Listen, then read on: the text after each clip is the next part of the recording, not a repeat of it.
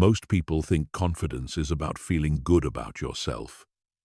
They think it's about positive self-talk, standing up straight, and believing you can do anything. That's not confidence. That's delusion.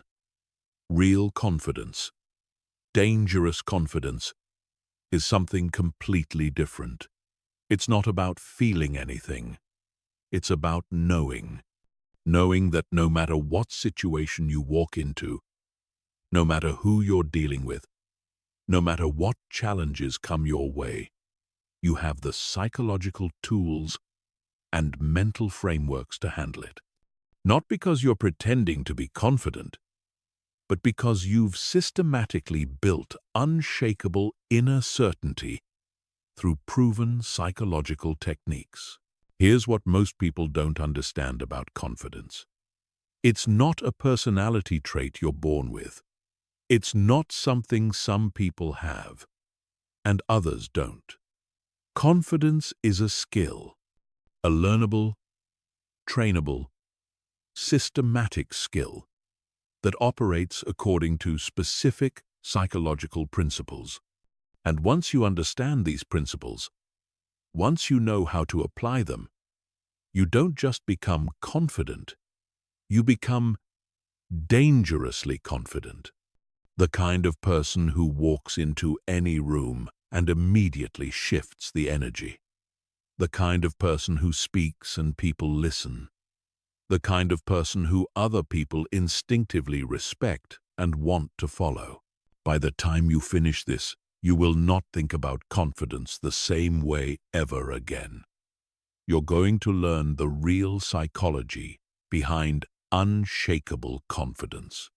You're going to discover why everything you've been told about building confidence is wrong. And you're going to get a step-by-step system for developing dangerous confidence that works faster than anything you've ever tried.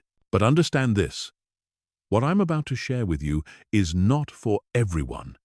This is for people who are serious about transforming how they show up in the world.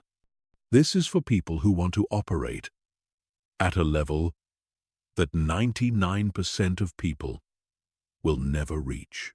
Chapter 1. The confidence lie that keeps you weak. Before we talk about how to build dangerous confidence, we need to destroy the lies you've been told about what confidence actually is. Because as long as you're operating from false beliefs about confidence, every technique you try will fail. Every method you attempt will leave you feeling more insecure than when you started. The confidence industry has fed you a massive lie. And this lie is the reason you're still struggling. Lie number 1. Confidence comes from positive thinking. This is the biggest load of garbage ever sold to human beings. The idea that you can think your way to confidence by repeating affirmations and telling yourself how great you are is not just wrong, it's psychologically destructive. Here's why. When you try to convince yourself of something you don't actually believe, your subconscious mind recognizes the lie immediately. And instead of building confidence, you create internal conflict. You're essentially gaslighting yourself. And your brain knows it. Real confidence doesn't come from positive thinking. It comes from evidence. It comes from proof. It comes from a track record of handling difficult situations and coming out stronger. Your subconscious mind doesn't care about your affirmations. It cares about your actual experiences. It cares about the data you've collected, about your ability to handle challenges. When you try to bypass this process with positive thinking, you're building a house on sand.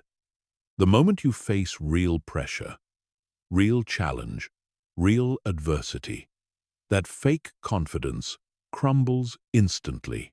Lie number 2. Confident people don't feel fear or anxiety. This is another destructive myth that keeps people trapped in insecurity. The truth is, truly confident people feel fear all the time. They feel anxiety, doubt, nervousness, and uncertainty just like everyone else. The difference is they don't let these feelings control their actions. They've learned to act in spite of fear, not in the absence of it. They understand that courage isn't the lack of fear, it's action despite fear. When you believe that confident people don't feel scared, you set yourself up for failure. Because the moment you feel nervous or anxious, you think something is wrong with you. You think you're not confident enough. You think you need to work on yourself more before you can take action. This creates a vicious cycle where you're constantly waiting to feel ready, constantly waiting to feel confident, constantly waiting for the fear to go away. But here's the brutal truth. The fear never goes away completely. You either learn to act despite it, or you stay stuck forever. Lie number 3. Confidence is about believing in yourself. This sounds inspirational, but it's completely backwards. Real confidence isn't about believing in yourself. It's about trusting your ability to figure things out as you go. It's about knowing that even if you don't have all the answers right now, even if you don't know exactly how things will work out, you have the mental tools and psychological resilience to adapt and overcome whatever comes your way. The difference is crucial. When you focus on believing in yourself, you're putting pressure on yourself to already be the person you want to become. You're demanding that you already have capabilities you haven't developed yet. This creates massive internal pressure and sets you up for disappointment. But when you focus on trusting your ability to figure things out, you remove that pressure. You give yourself permission to not have all the answers. You give yourself permission to learn as you go. You give yourself permission to be human. Lie number 4. Fake it till you make it actually works. This is perhaps the most damaging piece of confidence advice ever given. The idea that you can pretend to be confident until you actually become confident is not just ineffective, it's counterproductive. When you're faking confidence, you're in a constant state of psychological stress. You're constantly worried about being found out. You're constantly monitoring yourself to make sure you're maintaining the facade. This level of self-consciousness is the exact opposite of what real confidence feels like. Real confidence is unconscious competence. It's when you're so comfortable with who you are and what you're capable of that you're not thinking about confidence at all. You're just being yourself and handling whatever comes up. When you're faking it, you're in a state of conscious incompetence. You don't really feel confident, but you're trying to act like you do. This creates internal tension that other people can sense immediately. They might not be able to put their finger on it, but something feels off. Something feels forced. The reason these lies are so destructive is that they all focus on managing your internal state instead of building actual competence. They're all about trying to feel confident rather than becoming confident. They're all about managing symptoms rather than addressing root causes. And as long as you're focused on managing your feelings about confidence instead of building real confidence, you'll stay trapped in the same cycles of insecurity and self-doubt. True confidence isn't about how you feel. It's about who you are. It's about the skills you've developed, the challenges you've overcome, the competencies you've built. It's about having a realistic assessment of your abilities and knowing that those abilities are strong enough to handle whatever life throws at you. It's not about feeling invincible. It's about being genuinely capable. Chapter 2. The Neuroscience of dangerous confidence. To build dangerous confidence, you need to understand exactly how confidence works in your brain. Because confidence isn't just a feeling or a mindset. It's a specific neurological process that follows predictable patterns. And once you understand these patterns, you can deliberately trigger them to create unshakable inner certainty that no external circumstance can touch. Your brain has two primary systems that determine your confidence level: the limbic system and the prefrontal cortex. The limbic system is your emotional brain. It's ancient, fast, and powerful. It's designed to keep you alive by detecting threats and triggering fight, flight, or freeze responses. The prefrontal cortex is your rational brain. It's newer, slower, but more sophisticated. It's responsible for complex thinking, planning, and decision-making. Here's what happens when you lack confidence. Your limbic system perceives social situations, challenging conversations, or unfamiliar environments as threats. It floods your system with stress hormones like cortisol and adrenaline. These hormones shut down your prefrontal cortex and put you into survival mode. In survival mode, you can't think clearly. You can't access your full intelligence. You can't perform at your best. You become reactive instead of responsive. But here's the critical insight. Your limbic system doesn't distinguish between real threats and imagined threats. It doesn't know the difference between a job interview and a saber-toothed tiger. It responds to both with the same fight or flight response. This is why you can feel terrified in situations that are objectively safe. Your ancient brain is treating a conversation with your boss like a life or death situation. Dangerous confidence happens when you've trained your brain to recognize that most social and professional challenges are not actually threats. When your limbic system stays calm, your prefrontal cortex stays online. When your prefrontal cortex stays online, you can access your full intelligence, creativity, and problem-solving abilities. You can think clearly under pressure. You can communicate effectively in difficult situations. You can make good decisions even when stakes are high. The key to building this kind of confidence is understanding neuroplasticity. Your brain is constantly rewiring itself based on your experiences.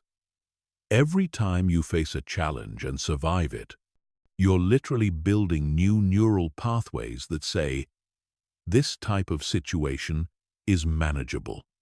Every time you avoid a challenge or let fear control your actions, you're reinforcing neural pathways that say, "This type of situation is dangerous." This is why exposure therapy works so well for phobias and anxiety disorders. When you repeatedly expose yourself to something you fear in a controlled way, your brain eventually learns that it's not actually dangerous. The fear response gets weaker and weaker until it disappears entirely. The same principle applies to confidence. Every time you do something that scares you and come out okay, you're building confidence at the neurological level. But here's where most people get it wrong. They think they need to jump straight into the deep end. They think they need to face their biggest fears immediately. This approach usually backfires because it overwhelms your nervous system. If you're socially anxious and you force yourself to give a presentation to 500 people, you're likely to have such a negative experience that it actually reinforces your fear instead of building confidence. The secret is progressive exposure. You start with challenges that are just slightly outside your comfort zone. Challenges that create a little stress but don't overwhelm your system. You master those challenges until they become easy. Then you take on slightly bigger challenges, You keep escalating gradually, always staying just at the edge of your comfort zone, but never going so far that you trigger a full panic response. This process works because of something called stress inoculation. When you expose yourself to manageable amounts of stress repeatedly, your nervous system becomes more resilient. Your baseline stress tolerance increases. Situations that used to overwhelm you become manageable. Challenges that used to paralyze you become energizing. There's another crucial neurological component to dangerous confidence: mirror neurons. These are brain cells that fire both when you perform an action and when you observe someone else performing that action. Mirror neurons are how you learn social behaviors. They're how you pick up on other people's emotions and energy. And they're how confidence becomes contagious. When you're around genuinely confident people, your mirror neurons start firing in response to their confidence. Your brain begins to mimic their neural patterns. This is why confidence is so contagious and why insecurity is equally contagious. You literally catch emotional states from the people around you. This has massive implications for building confidence.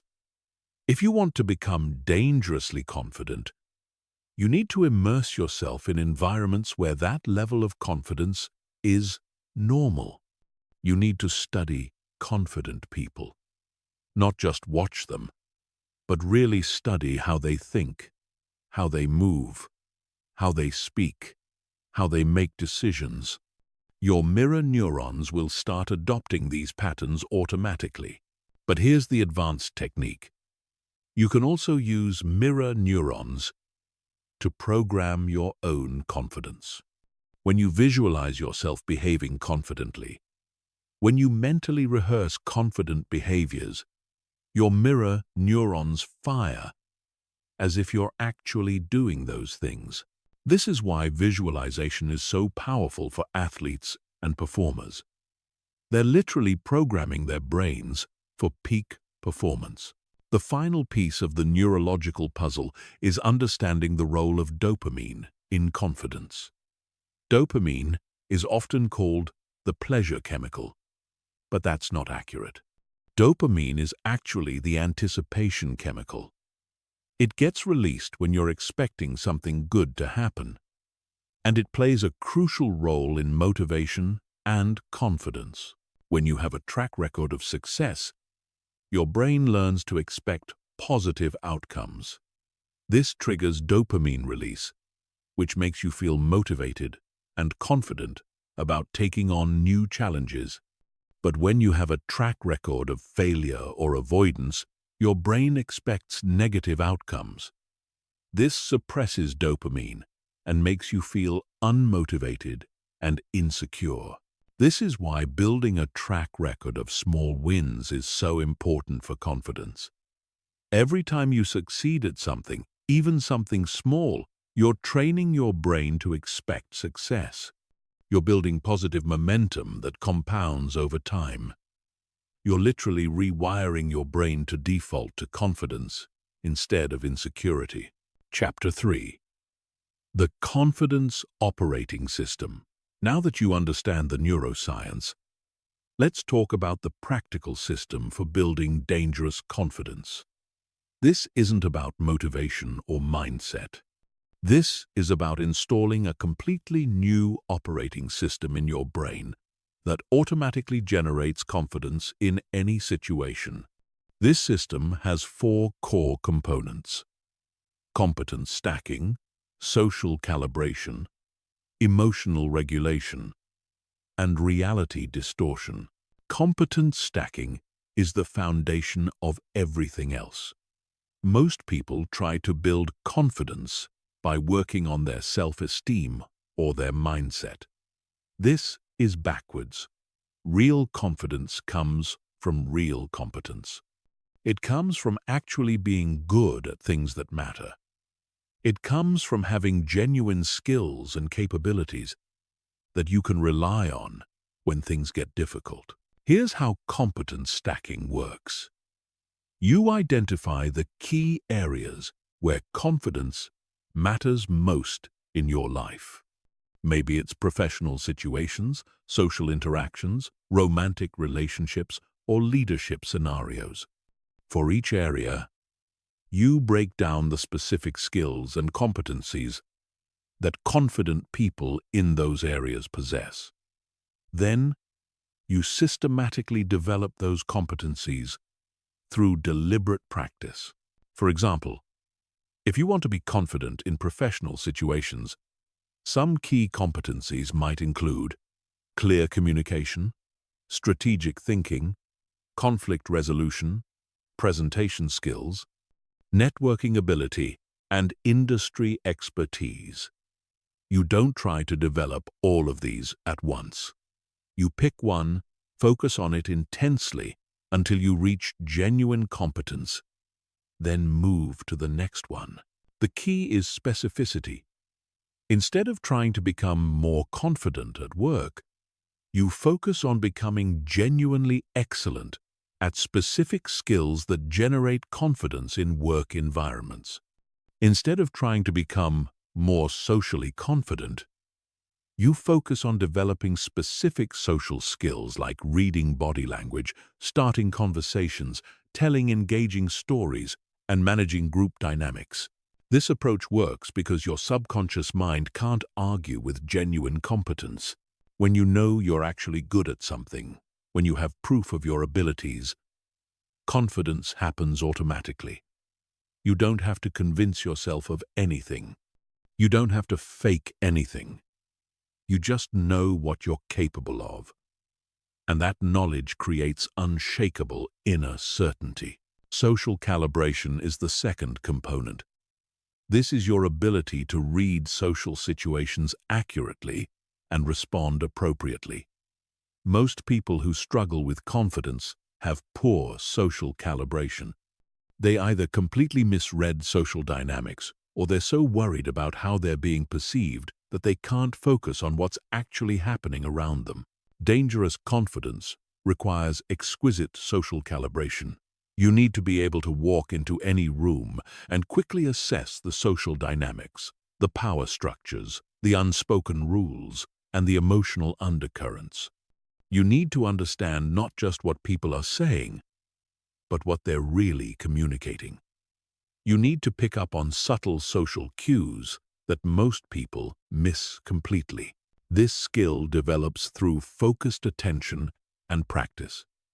You start paying careful attention to social dynamics in every interaction. You watch how people position themselves physically. You notice who speaks first, who gets interrupted, who others look at for approval. You observe patterns in how conversations flow, how decisions get made, and how influence gets exercised. You also study high-status, confident people specifically. You watch how they enter rooms, how they position their bodies, how they use their voice, how they handle disagreement, how they command attention. You're not trying to copy them exactly, but you're learning the underlying principles of confident behavior. The goal is to develop such sharp social awareness that you always know where you stand in any interaction. You can sense when someone is trying to test you, challenge you, or manipulate you. You can feel when the energy in a room shifts. You can tell when someone is genuinely interested versus just being polite. This level of social intelligence eliminates most of the uncertainty that creates insecurity in the first place. Emotional regulation is the third component. This is your ability to manage your internal emotional state, regardless of external circumstances. Most people's confidence is completely dependent on how they feel in the moment. If they feel good, they're confident.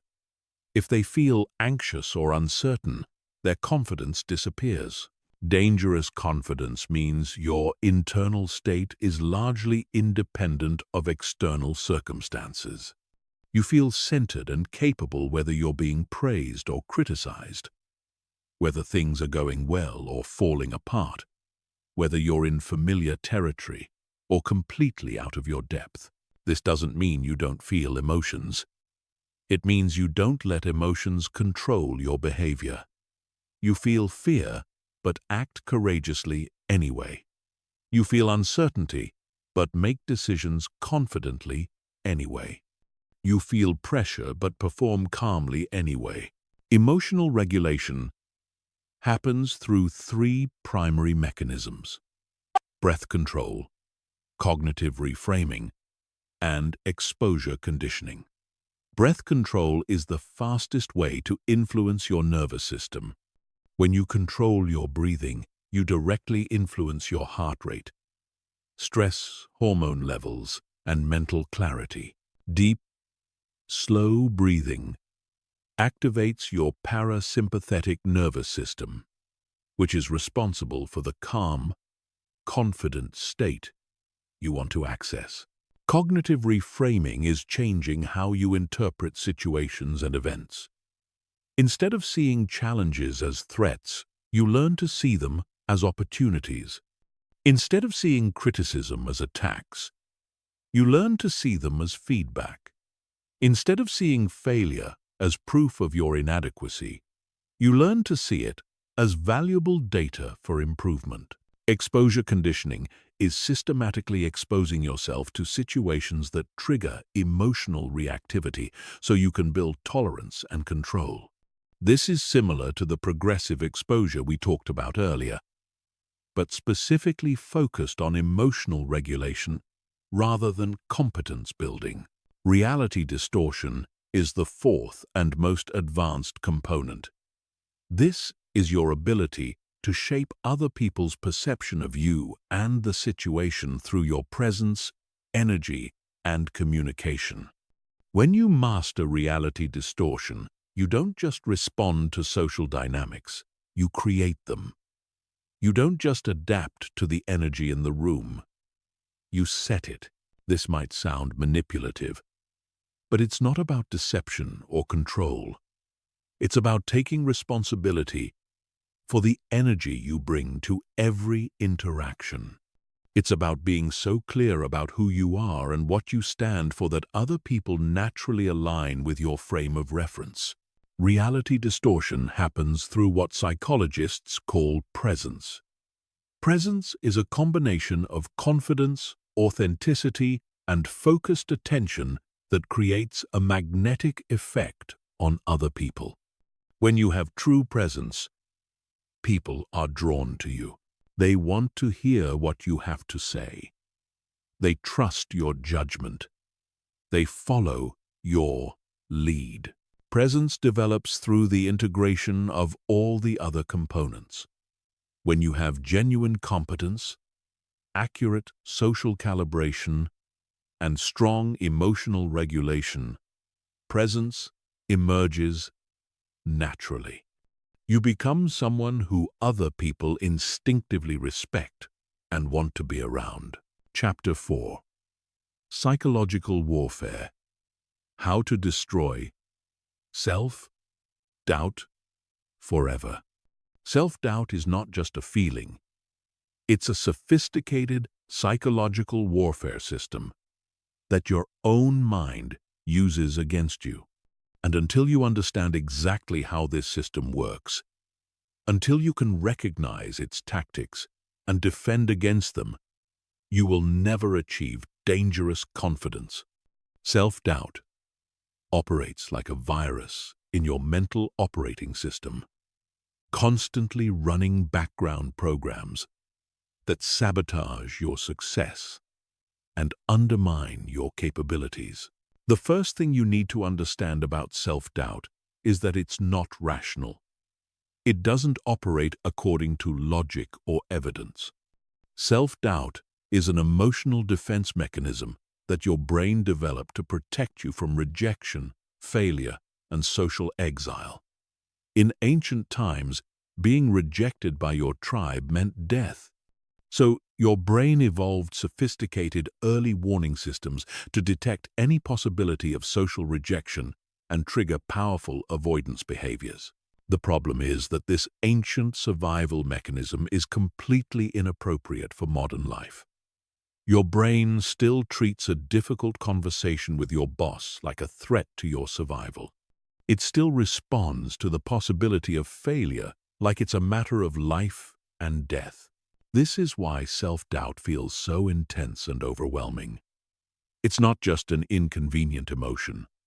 It's your survival instincts misfiring in situations that aren't actually dangerous. Self-doubt uses 5 primary weapons against you: catastrophizing, mind-reading, fortune-telling, personalization, and all-or-nothing thinking. Understanding these weapons is the first step in defending against them. Catastrophizing is when your mind automatically jumps to the worst possible outcome in any situation. You have to give a presentation, and your brain immediately starts imagining everything that could go wrong. You'll forget what to say.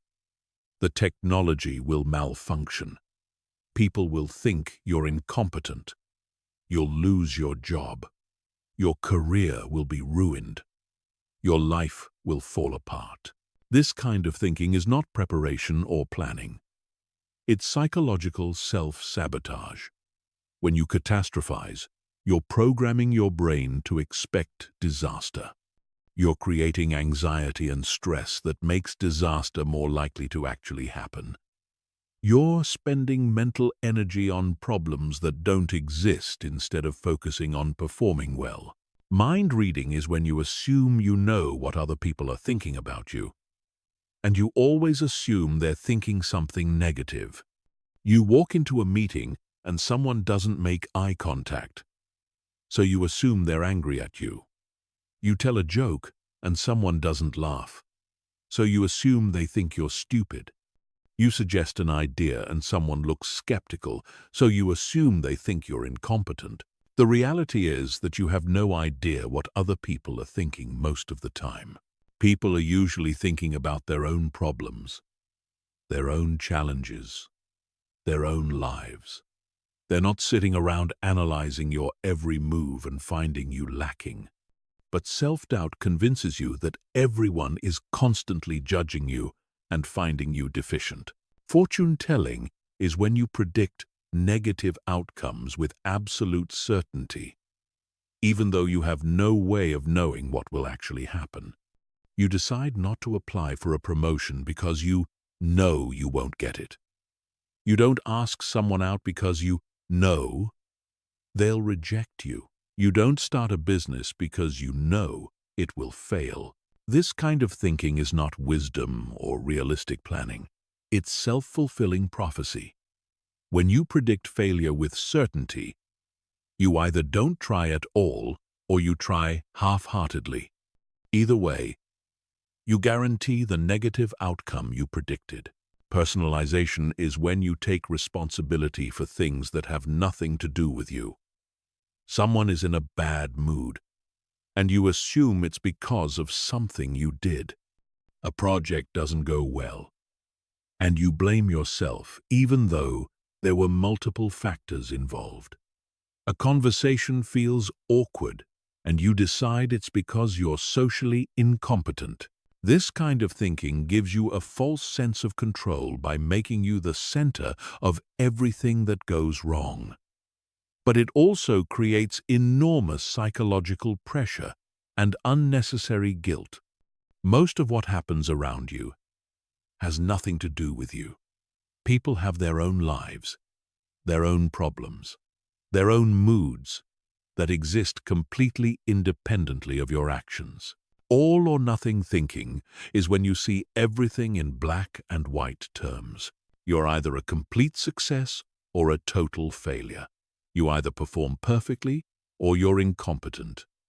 You either know everything or you know nothing. There's no middle ground, no nuance, no room for being human. This kind of thinking sets impossible standards that guarantee failure and disappointment. Nobody performs perfectly all the time. Nobody knows everything. Nobody succeeds at everything they try.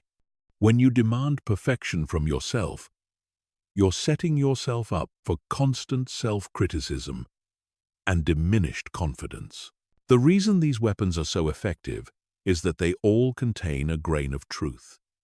Sometimes things do go wrong. Sometimes people do judge you negatively. Sometimes you are responsible for negative outcomes. Sometimes you do fail completely. But self-doubt takes these occasional realities and turns them into absolute certainties. It makes exceptions into rules. It turns possibilities into inevitabilities. Fighting back against self-doubt requires what psychologists call cognitive diffusion. This is the ability to recognize your thoughts as mental events rather than absolute truths. Instead of thinking, "I'm going to fail," you learn to think, "I'm having the thought that I'm going to fail." This small shift in language creates psychological distance between you and your thoughts. It reminds you that your thoughts are not facts. You also need to develop what's called the evidence standard. Instead of accepting your negative thoughts automatically, you demand evidence. When your mind tells you that everyone thinks you're incompetent, you ask for specific evidence. What exactly did someone say or do that proves they think you're incompetent? When your mind tells you that you're going to fail, you ask what specific evidence suggests this outcome is inevitable. Most of the time, you'll find that there's no real evidence for your negative thoughts. They're just emotional reactions masquerading as rational analysis. When you consistently demand evidence for negative thoughts, they lose their power over you. The final weapon against self-doubt is building what psychologists call self-compassion. This is the ability to treat yourself with the same kindness and understanding you would show a good friend. Most people are incredibly harsh with themselves. They say things to themselves that they would never say to another person. They hold themselves to standards they would never expect from others.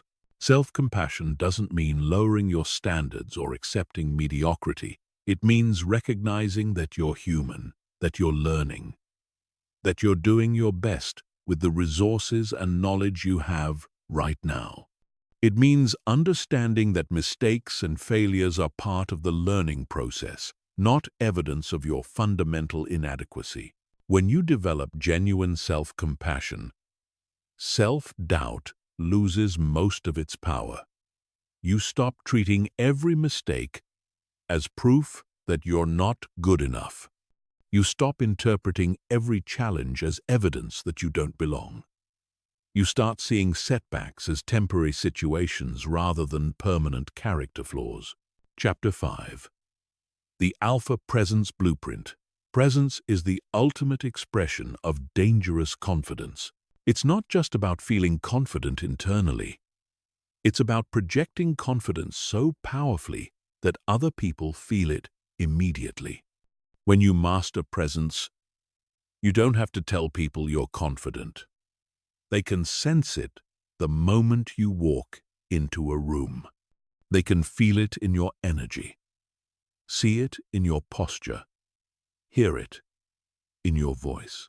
Most people completely misunderstand what presence actually is.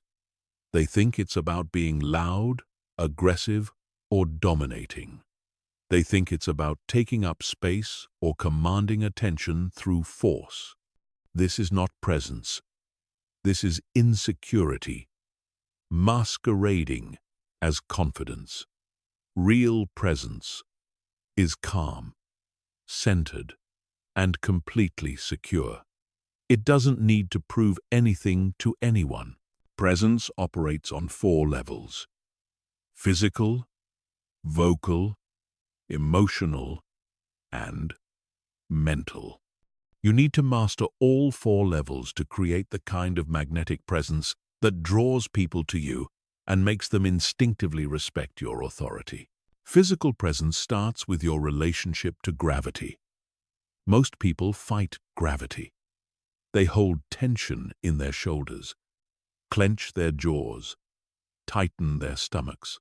This creates a rigid defensive posture that signals insecurity and fear. Dangerous confidence requires a completely different relationship with your physical body. You need to learn to work with gravity instead of against it. This means allowing your weight to settle into your lower body. It means relaxing your shoulders and letting them fall into their natural position. It means unclenching your jaw and softening your facial muscles. It means breathing deeply into your belly instead of shallowly into your chest. When you relax into gravity, your posture naturally improves. You become more grounded, more stable, more centered. Other people can sense this stability, and it makes them feel safe and comfortable around you. They trust you more because your body language signals that you're not threatened or defensive. Eye contact is another crucial component of physical presence. Most people either avoid eye contact entirely or use it aggressively. Both approaches signal insecurity. Confident eye contact is steady, warm, and completely relaxed. You're not trying to dominate or intimidate. You're simply present and engaged. The key to confident eye contact is understanding that it's not about staring at people. It's about being genuinely interested in them. When you're focused on understanding someone, when you're really listening to what they're saying, eye contact happens naturally. You're not thinking about whether you're making too much or too little eye contact. You're just connected to the interaction. Movement is the third element of physical presence. Confident people move deliberately and economically. They don't fidget, pace, or make unnecessary gestures. Every movement has purpose and intention. This doesn't mean being rigid or robotic. It means being conscious of how you move through space. Confident movement is also smooth and fluid. There's no jerkiness, no sudden movements, no nervous energy. You move like someone who is completely comfortable in their own body. This kind of movement takes practice. You need to become aware of your habitual movement patterns and consciously refine them. Vocal presence is about much more than just speaking clearly. Your voice carries enormous amounts of information about your emotional state, your confidence level, and your social status. People make unconscious judgments about your competence and authority based purely on how you sound. The foundation of vocal presence is breath support. Most people speak from their throat, which creates a thin, weak sound that signals anxiety and insecurity. Confident speaking comes from deep breath support. You breathe deeply into your diaphragm and use that breath to power your voice. This creates a rich, resonant sound that naturally commands attention. Pace is another crucial element. Nervous people speak too quickly. They rush through their words because they're afraid of taking up too much time or space. Confident people speak at a measured pace. They're not afraid of silence. They understand that pauses add emphasis and give people time to process what they're saying. Volume and tonality also matter enormously. You need to speak loudly enough to be heard clearly without straining or shouting. Your tone should be warm and engaging, not monotone or aggressive. You want to sound like someone who is genuinely interested in communicating, not someone who is trying to prove a point or defend a position. Emotional presence is about your ability to stay centered and calm regardless of what's happening around you. When you have strong emotional presence, other people's anxiety, anger, or negativity doesn't affect your internal state. You remain stable and grounded, even in chaotic or high-pressure situations. This stability is incredibly attractive to other people. In a world where most people are reactive and emotionally volatile, someone who remains calm and centered stands out immediately. They become a source of stability that others naturally gravitate toward. Emotional presence develops through meditation, mindfulness practice, and conscious emotional regulation. You learn to observe your emotions without being controlled by them. You develop the ability to feel angry without acting angry, to feel nervous without appearing nervous, to feel uncertain without projecting uncertainty. Mental presence is about the quality of your attention and focus. When you have strong mental presence, you're completely engaged with whatever is happening right now. You're not thinking about what you're going to say next. You're not worrying about how you're being perceived. You're not mentally rehearsing or planning. You're just present. This kind of presence is rare in our distracted, multitasking world. Most people are only half present in their interactions. They're physically there, but mentally somewhere else. When you learn to be fully present, you create a powerful connection with other people. They feel heard, understood, and valued. Mental presence also means having clear, coherent thoughts. You think before you speak. You express your ideas in logical, organized ways. You don't ramble or contradict yourself. You say what you mean and mean what you say. The integration of all four levels creates what can only be described as charismatic presence. People are drawn to you without understanding exactly why. They trust your judgment even when they don't know you well. They naturally defer to your opinion and follow your lead. This kind of presence cannot be faked or manufactured. It emerges naturally from genuine confidence, competence, and self-awareness. It's not a technique or a tactic. It's the natural expression of someone who has done the deep work of developing dangerous confidence from the inside out. Chapter 6. Social Dominance. How to control any room. Social dominance is not about being aggressive, loud, or intimidating. Real social dominance is the ability to influence social dynamics through presence, intelligence, and strategic behavior. When you master social dominance, you become the person who sets the tone in every interaction. You become the person others look to for leadership and direction. You become the person who shapes reality instead of just reacting to it. The first principle of social dominance is understanding that every social interaction is a negotiation. People are constantly testing boundaries, establishing hierarchies, and positioning themselves relative to others. Most people participate in these negotiations unconsciously.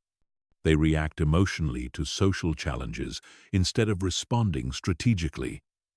They let other people control the frame of the interaction instead of setting their own frame.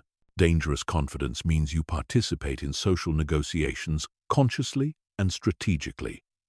You understand the games being played, and you play them better than anyone else.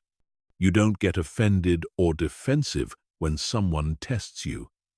You recognize the test for what it is and respond in a way that establishes your status while maintaining respect for the other person.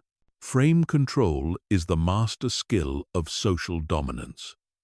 Your frame is your interpretation of reality, your perspective on what's happening and what it means. In every interaction, there's competition between different frames. Whoever has the strongest frame controls the interaction. Whoever can maintain their frame under pressure wins the social negotiation. For example, if someone tries to interrupt you during a presentation, you have several frame options. You could interpret it as disrespect and become defensive. You could interpret it as a sign that you're not communicating clearly and become apologetic. Or you could interpret it as enthusiasm and engagement and respond accordingly. The frame you choose determines how the interaction unfolds. Strong frame control means you never let other people's emotions, reactions, or behaviors change your interpretation of reality. If someone is rude to you, you don't automatically assume you did something wrong. You maintain your frame that you deserve respect and respond accordingly. If someone disagrees with you, you don't immediately doubt yourself. You stay confident in your perspective while remaining open to new information. The second principle is strategic positioning. In every social environment, there are positions of power and positions of weakness. Where you position yourself physically, socially, and psychologically determines how much influence you have. Most people position themselves randomly without any awareness of the strategic implications. Physically, you want to position yourself in places that naturally command attention and respect. In meetings, this might mean sitting where you can see everyone and everyone can see you. In social gatherings, this might mean positioning yourself near the center of activity or in places where people naturally congregate. Socially, you want to position yourself as someone who adds value to every interaction. You become the person who has interesting insights, useful connections, and valuable resources. You don't try to be the center of attention, but you consistently contribute in ways that make interactions better. Psychologically, you position yourself as someone who is confident, capable, and unshakable. You don't need approval from others, but you're genuinely interested in them. You don't need to be right about everything, but you're confident in your ability to figure things out. You don't need to control everything, but you're comfortable taking leadership when it's needed. The third principle is strategic communication. How you communicate sends constant signals about your status, confidence, and competence. Most people communicate reactively. They say whatever comes to mind without considering the strategic implications. They let emotions drive their communication instead of using communication strategically. Strategic communication means every word you speak serves a purpose. You're not just expressing yourself or sharing information. You're influencing perception, building relationships, and positioning yourself advantageously. This doesn't mean being manipulative or deceptive. It means being conscious about the impact of your communication. Tonality is crucial. The same words can convey completely different messages depending on how they're delivered. A confident tone conveys authority and competence. An uncertain tone conveys insecurity and weakness. A defensive tone conveys fear and vulnerability. You need to develop conscious control over your tonality so you can convey exactly the message you intend. Timing is equally important. Knowing when to speak and when to remain silent is a master-level skill. Sometimes the most powerful response to a challenge is no response at all. Sometimes the best way to maintain frame control is to let other people reveal their insecurity through their reactions. The fourth principle is emotional independence. Social dominance requires complete emotional independence from other people's reactions, opinions, and behaviors. Your internal state cannot be dependent on external validation or approval. You must be genuinely unaffected by criticism, rejection, or negative reactions. This doesn't mean being cold or disconnected. It means being so secure in yourself that other people's emotions and reactions don't destabilize you. You can care about people without being controlled by their moods. You can be empathetic without absorbing their anxiety or anger. Emotional independence develops through consistent practice of not taking things personally. When someone is rude to you, you recognize that their behavior reflects their internal state, not your worth as a person. When someone rejects your ideas, you understand that rejection is information, not a personal attack. The ultimate expression of social dominance is the ability to elevate everyone around you while maintaining your position of influence. You don't dominate through suppression or intimidation. You dominate through inspiration and leadership. You make other people feel better about themselves while naturally becoming the person they look to for guidance and direction. Chapter 7. Bulletproof Psychology. How to handle any attack. In life, you will face criticism, rejection, attacks, and attempts to undermine your confidence. How you handle these challenges determines whether you develop bulletproof psychology or remain vulnerable to other people's negativity. Most people have no defense against psychological attacks. They take everything personally, let criticism destroy their confidence, and allow other people's opinions to control their self-worth. Dangerous confidence requires developing psychological armor that protects you from external attacks while keeping you open to legitimate feedback and growth opportunities. This armor is not about becoming cold, defensive, or closed off. It's about developing such strong inner certainty that external negativity cannot penetrate your core sense of self. The first component of bulletproof psychology is understanding the psychology of attackers. People who attack others are almost always operating from their own insecurity, fear, or pain. Confident, secure people don't need to tear others down. They don't need to criticize, demean, or undermine. They're too busy building their own success to waste energy attacking others. When someone attacks you, they're revealing something about themselves, not about you. They might be threatened by your confidence or success. They might be projecting their own insecurities onto you. They might be having a bad day and taking it out on the nearest target. Understanding this doesn't mean excusing bad behavior, but it does mean not taking it as evidence of your inadequacy. Criticism comes in two forms: constructive feedback and destructive attacks. Constructive feedback is specific, actionable, and delivered with good intentions. It's designed to help you improve. Destructive attacks are vague, personal, and delivered with malicious intent. They're designed to hurt you or tear you down. Learning to distinguish between these two types of criticism is crucial for bulletproof psychology. When you receive constructive feedback, you listen carefully, extract whatever value you can, and use it to improve.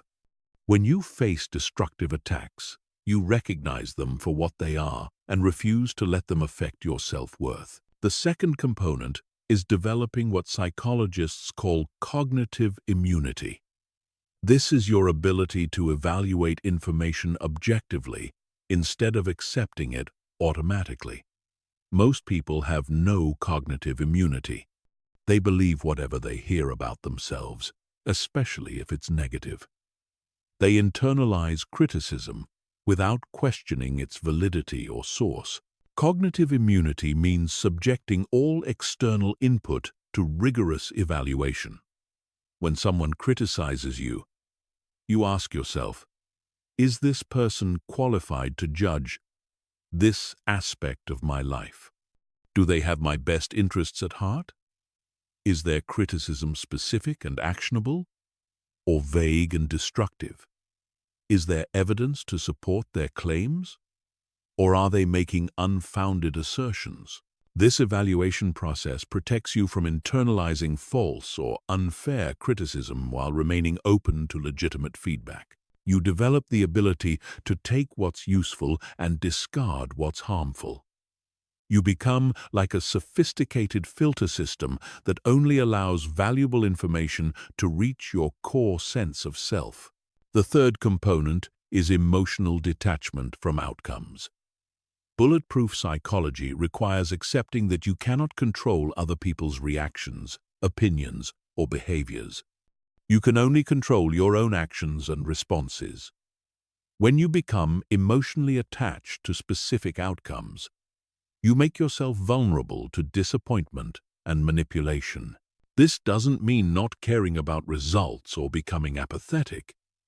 It means caring deeply about your effort and performance while remaining detached from specific outcomes. You give everything your best effort, then accept whatever results without letting them define your self-worth. Emotional detachment also means not needing approval from specific people or groups. You can appreciate approval when you receive it, but your confidence doesn't depend on getting it. You can be disappointed by rejection without being destroyed by it. You maintain your sense of self regardless of external validation or criticism. The fourth component is reframing adversity as strength training. Every attack, criticism, or challenge is an opportunity to strengthen your psychological resilience. Just like physical muscles grow stronger when subjected to resistance, your psychological muscles grow stronger when subjected to adversity. When someone tries to tear you down, you use it as practice for maintaining your composure under pressure. When someone rejects your ideas, you use it as practice for handling disappointment gracefully. When someone questions your competence, you use it as motivation to develop even greater competence. This reframing transforms challenges from threats into opportunities. Instead of avoiding difficult situations or people, you seek them out as training opportunities. You welcome resistance because you know it's making you stronger and more resilient. The fifth component is developing multiple sources of self-worth.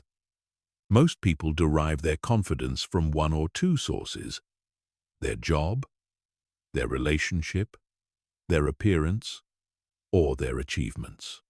This makes them extremely vulnerable because any threat to these sources threatens their entire sense of self. Bulletproof psychology requires diversifying your sources of self-worth. You derive confidence from your character, your values, your relationships, your skills, your contributions, your growth, and your potential. If one area faces challenges, you have multiple other sources to maintain your confidence. This diversification also includes developing internal sources of validation, rather than relying entirely on external approval. You learn to acknowledge your own progress, celebrate your own victories, and appreciate your own efforts. You become your own source of positive reinforcement instead of depending on others to make you feel good about yourself.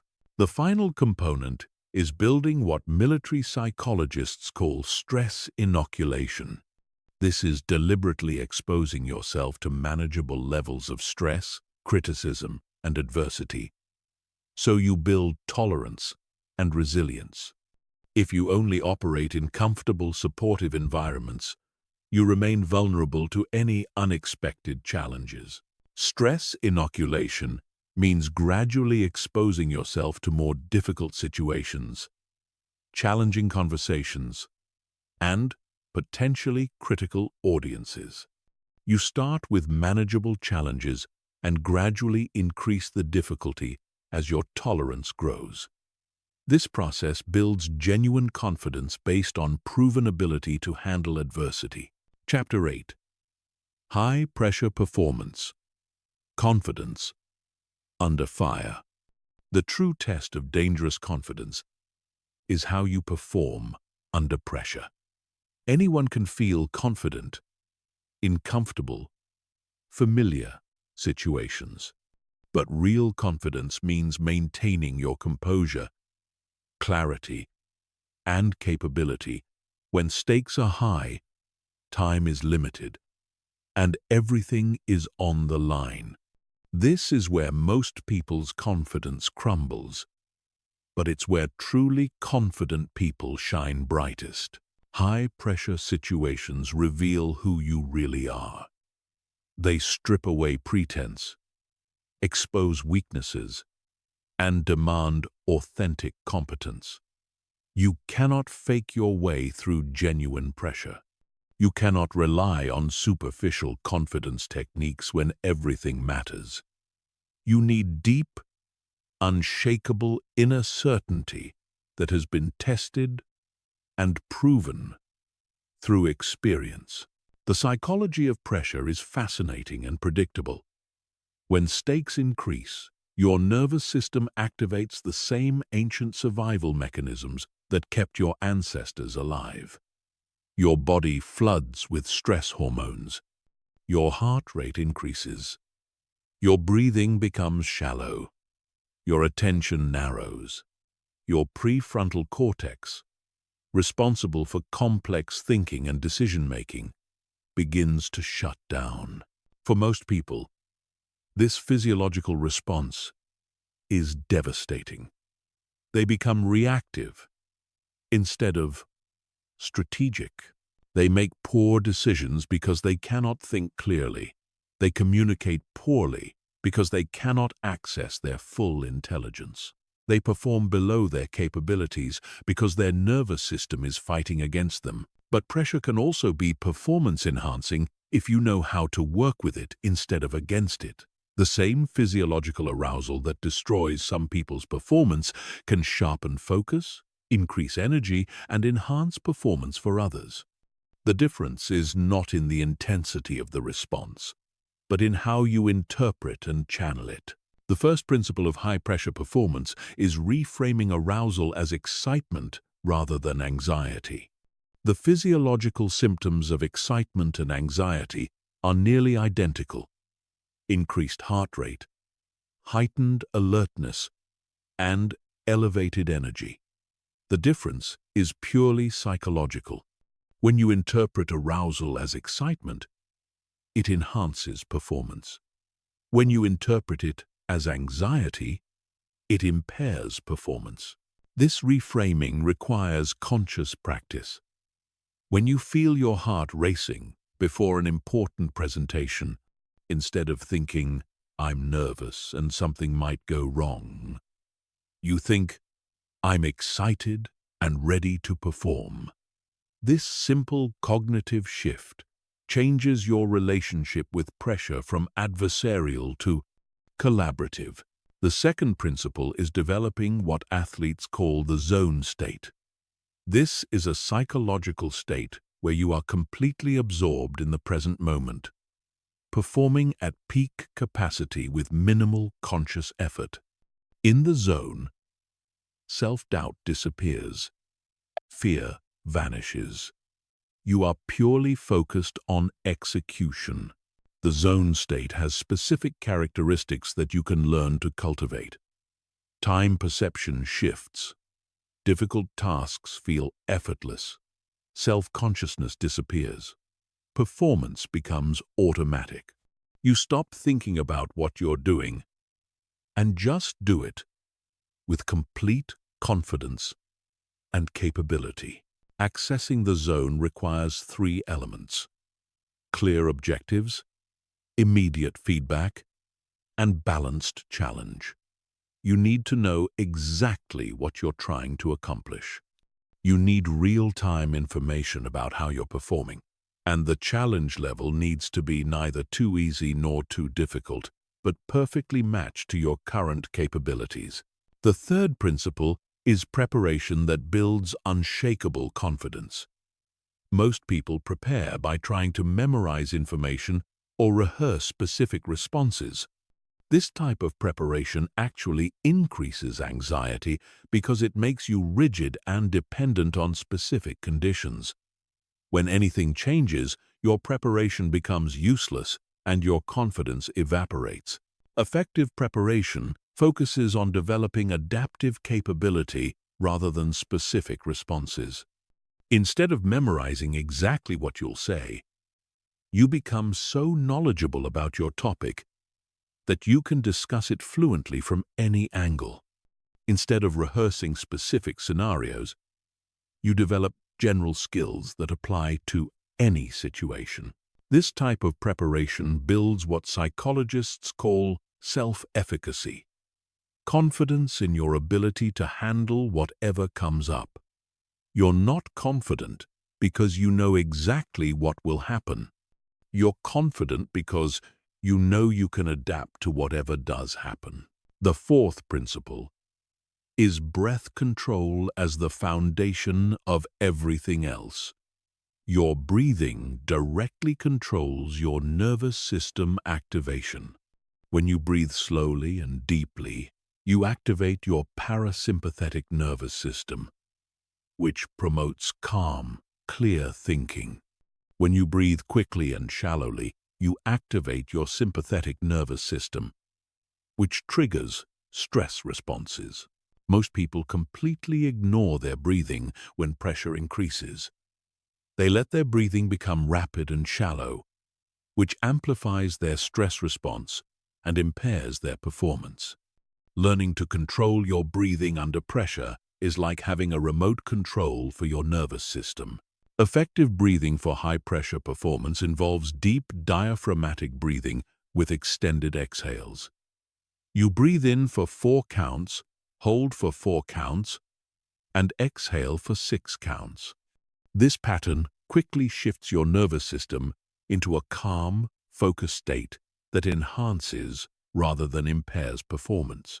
The fifth principle is maintaining strategic thinking despite emotional pressure. Pressure creates tunnel vision. You become so focused on immediate threats that you lose sight of broader objectives and strategic considerations. You react to whatever is happening right now instead of thinking about what should happen next. Strategic thinking under pressure requires deliberately expanding your perspective. You force yourself to step back mentally and consider the bigger picture. What are you really trying to accomplish? What are your options? What are the likely consequences of different choices? What would a calm, strategic person do in this situation? This mental stepping back is difficult when pressure is high, but it's essential for peak performance. It prevents you from getting caught up in emotional reactions and helps you make decisions based on logic and strategy rather than fear and anxiety. The final principle is using pressure as fuel for extraordinary performance. Instead of trying to eliminate pressure or minimize its effects, you learn to harness its energy for enhanced performance. Pressure becomes a signal that something important is happening and you need to bring your best effort. Great performers in every field understand this principle. They don't try to avoid pressure, they seek it out. They don't try to feel calm, they try to feel energized. They don't fear high-stakes situations, they thrive in them because they know pressure brings out their best. Chapter 9. Unshakable Self-Worth. Building Confidence from the Core. True confidence cannot be built on external foundations. It cannot be based on achievements, possessions, other people's opinions, or temporary circumstances. All of these things can change or disappear, and when they do, so does any confidence built upon them. Dangerous confidence requires unshakable self-worth that comes from your core identity rather than external circumstances. Most people build their confidence like a house of cards. They stack achievement on top of achievement, approval on top of approval, success on top of success. hoping to eventually feel good enough. But this approach is fundamentally flawed because it makes your confidence dependent on maintaining perfect performance and constant external validation. The moment anything goes wrong, the entire structure collapses. Unshakable self-worth is built on a completely different foundation. It's based on your inherent value as a human being, rather than your performance or achievements. It's rooted in your character, values, and potential rather than your current circumstances. It's grounded in who you are, rather than what you do. This doesn't mean achievements and performance don't matter. They absolutely do. But they should enhance your confidence, not define it. Your self-worth should remain stable whether you're succeeding or struggling, whether you're being praised or criticized, whether you're winning or losing. The first pillar of unshakable self-worth is separating your identity from your results. You are not your achievements. You are not your failures. You are not your job title, your bank account, your relationship status, or your social media following. These are all external circumstances that can change. Your core identity is something deeper and more permanent. This separation requires developing what psychologists call outcome independence. You can care deeply about your results while not deriving your self-worth from them. You can be disappointed by failure without questioning your fundamental value. You can be proud of success without becoming dependent on it for confidence. Outcome independence develops through conscious practice of evaluating yourself based on effort and process rather than just results. Did you prepare thoroughly? Did you give your best effort? Did you act according to your values? Did you learn something valuable? These process-focused questions help you maintain confidence even when results are disappointing. The second pillar is developing unconditional self-acceptance. This means accepting yourself completely, including your flaws, limitations, and mistakes. Most people practice conditional self-acceptance. They only like themselves when they're performing well, looking good, or meeting their own standards. This creates constant internal pressure and chronic insecurity. Unconditional self-acceptance doesn't mean being satisfied with mediocrity or avoiding growth. It means accepting where you are right now, while working toward where you want to be. It means treating yourself with compassion and understanding, rather than constant criticism and judgment. This acceptance extends to your past mistakes and failures. Instead of carrying guilt and shame about previous errors, you view them as learning experiences that contributed to your current wisdom and capabilities. You cannot change the past, but you can change how you interpret and use it. The third pillar is clarifying and living according to your core values. Values are the principles and beliefs that guide your decisions and behavior. When you live according to your values, you feel aligned and authentic. When you violate your values, you feel conflicted and insecure, regardless of external circumstances. Most people have never clearly identified their core values. They drift through life, making decisions based on immediate circumstances, other people's expectations, or social pressure. This creates internal inconsistency and chronic uncertainty about who they are and what they stand for. Identifying your values requires deep reflection about what truly matters to you. Not what you think should matter, not what others expect to matter, but what actually matters to you personally. Common core values include integrity, growth, connection, contribution, freedom, security, adventure, and creativity. Once you identify your values, you need to align your behavior with them consistently. This means making decisions based on your values, rather than fear, convenience, or social pressure. It means standing up for what you believe in, even when it's difficult or unpopular. The fourth pillar is developing what psychologists call intrinsic motivation. This is motivation that comes from internal satisfaction rather than external rewards. When you're intrinsically motivated, you pursue goals because they align with your interests, values, and sense of purpose, not because of money, status, or approval. Intrinsic motivation creates sustainable confidence because it's not dependent on external validation. You feel good about your efforts regardless of whether others recognize or reward them. You find satisfaction in the process of growth and contribution rather than just the outcomes. Developing intrinsic motivation requires identifying what genuinely interests and energizes you.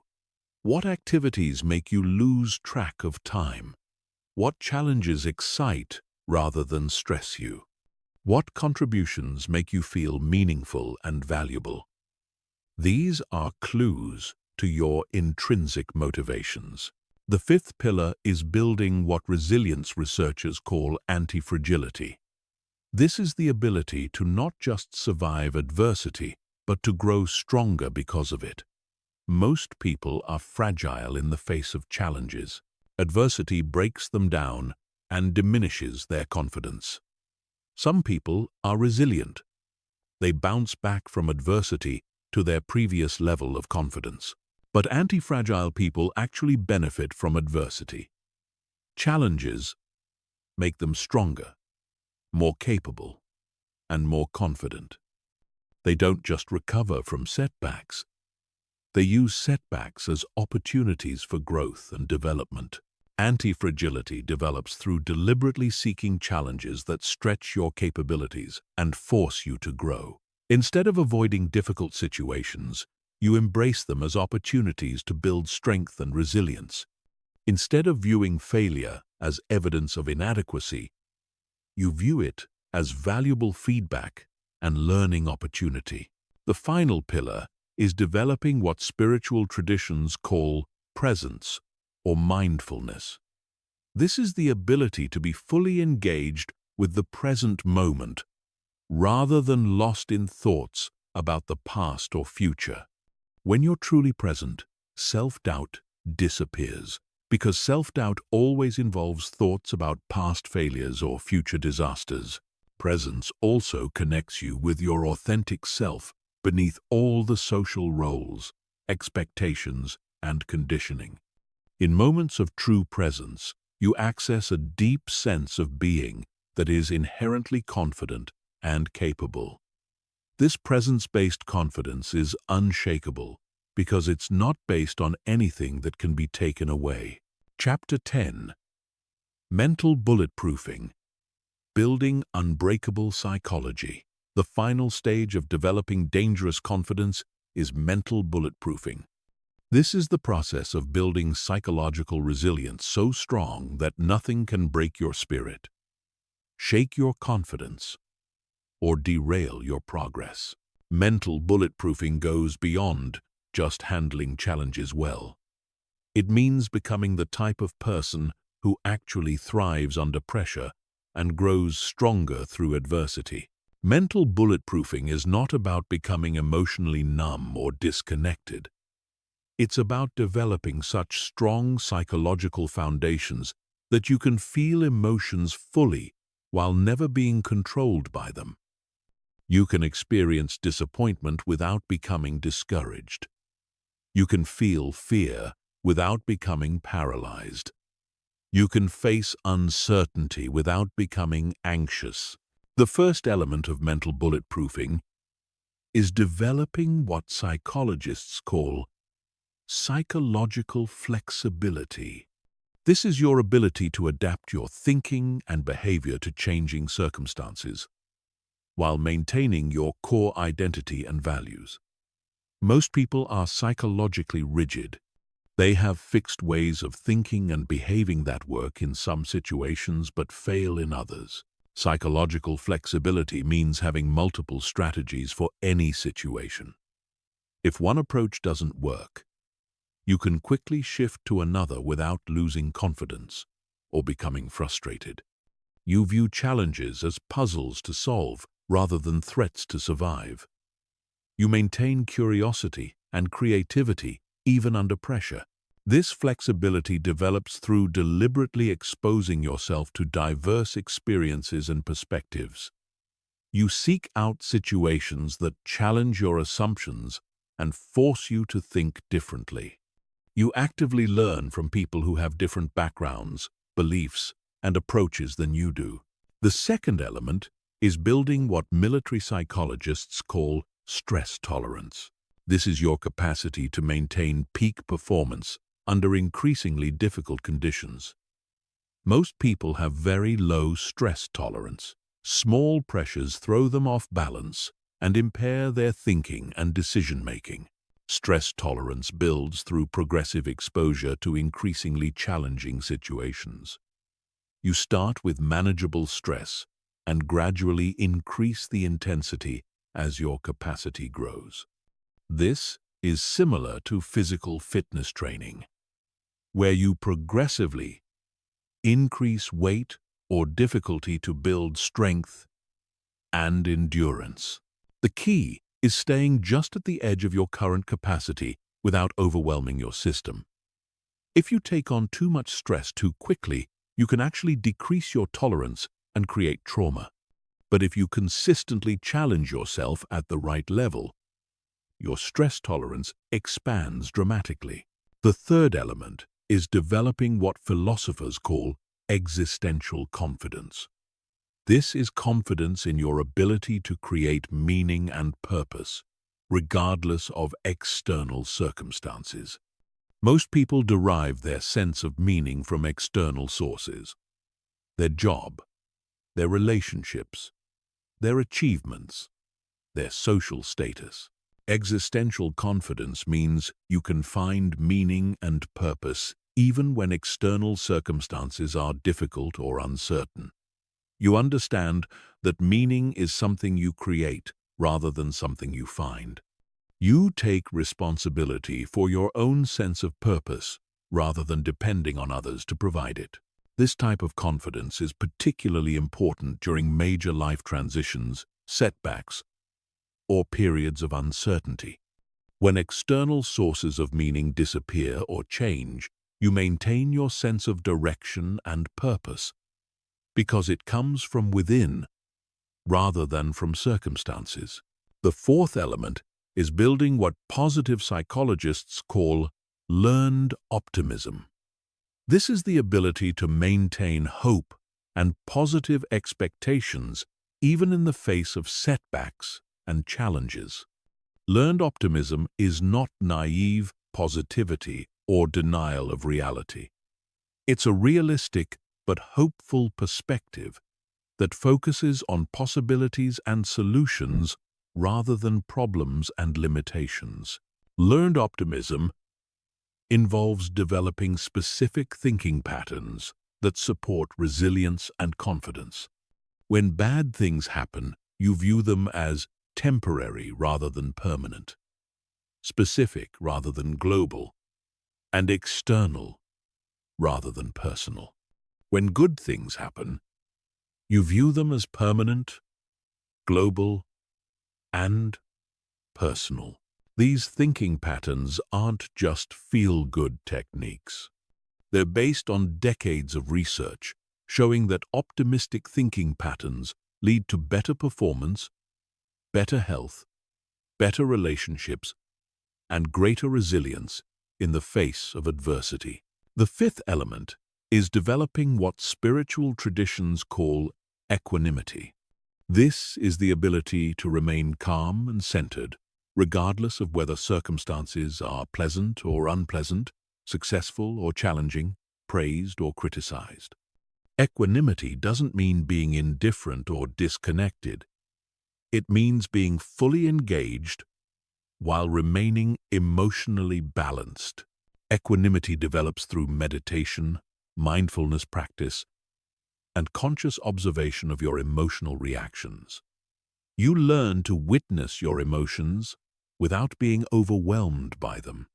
You develop the ability to step back mentally and observe your experience from a broader perspective. This emotional balance is crucial for dangerous confidence because it prevents you from being thrown off course by temporary circumstances. You can appreciate success without becoming attached to it. You can learn from failure without being devastated by it. You maintain your center regardless of what's happening around you. The final element is what can only be described as philosophical confidence. This is confidence in your fundamental approach to life, your core values and beliefs, and your overall life direction. Philosophical confidence means you have clear answers to life's big questions. What matters most to you? How do you define success? What kind of person do you want to be? When you have philosophical confidence, you don't get thrown off course by other people's opinions, social trends, or temporary setbacks. You have a clear internal compass that guides your decisions and behavior. You know who you are and what you stand for. And this knowledge provides unshakable confidence in any situation. Building philosophical confidence requires deep reflection about your beliefs, values, and life direction. It means taking responsibility for creating your own philosophy of life, rather than just accepting what others have told you. It means being willing to question everything and arrive at your own conclusions about what matters most. The integration of all these elements creates what can only be described as unbreakable psychology. You become someone who cannot be intimidated, manipulated, or discouraged. You become someone who thrives under pressure and grows stronger through challenge. You become someone with truly dangerous confidence. Chapter 11. Advanced Social Engineering. Reading and controlling human behavior. The highest level of dangerous confidence involves understanding human psychology so deeply that you can predict and influence behavior with surgical precision. This isn't about manipulation or deception. This is about developing such sophisticated social intelligence that you can navigate any interpersonal situation with complete confidence and effectiveness. You become someone who understands the hidden rules of human interaction that most people never even notice. Human behavior follows predictable patterns. People are driven by fundamental psychological needs that remain consistent across cultures, personalities, and circumstances. Once you understand these patterns, you can read people like open books. You can predict how they'll react in different situations. You can influence their responses by strategically triggering the right psychological mechanisms. The first fundamental need is the need for significance. Every human being wants to feel important, valued, and respected. This need drives enormous amounts of human behavior. People will go to extraordinary lengths to feel significant, even if it means acting against their own best interests. Understanding this need gives you tremendous insight into human motivation. When you make other people feel significant, they naturally gravitate toward you. When you threaten their sense of significance, they become defensive and resistant. This is why traditional dominance strategies often backfire. When you try to establish your superiority by making others feel inferior, you trigger their defensive mechanisms and create conflict. Advanced social engineering involves making others feel significant while simultaneously establishing your own authority and competence. You acknowledge their expertise in certain areas while demonstrating your expertise in others. You show respect for their opinions while maintaining confidence in your own perspectives. You create win-win dynamics where everyone feels valued. The second fundamental need is the need for certainty. Humans are terrified of uncertainty and ambiguity. We need to feel like we understand what's happening and what's going to happen next. This need for certainty makes people predictable in specific ways. When facing uncertainty, people default to familiar patterns, look for authority figures to follow, and gravitate toward anyone who projects confidence and clarity. You can leverage this need by becoming a source of certainty for others. When everyone else is confused or uncertain, you remain calm and clear. When others are overwhelmed by complexity, you simplify and clarify. When others are paralyzed by too many options, you provide clear direction and leadership. This doesn't mean pretending to know things you don't know. It means being genuinely confident in your ability to figure things out as you go. It means projecting calm certainty about your capacity to handle whatever comes up, even if you don't know exactly what that will be.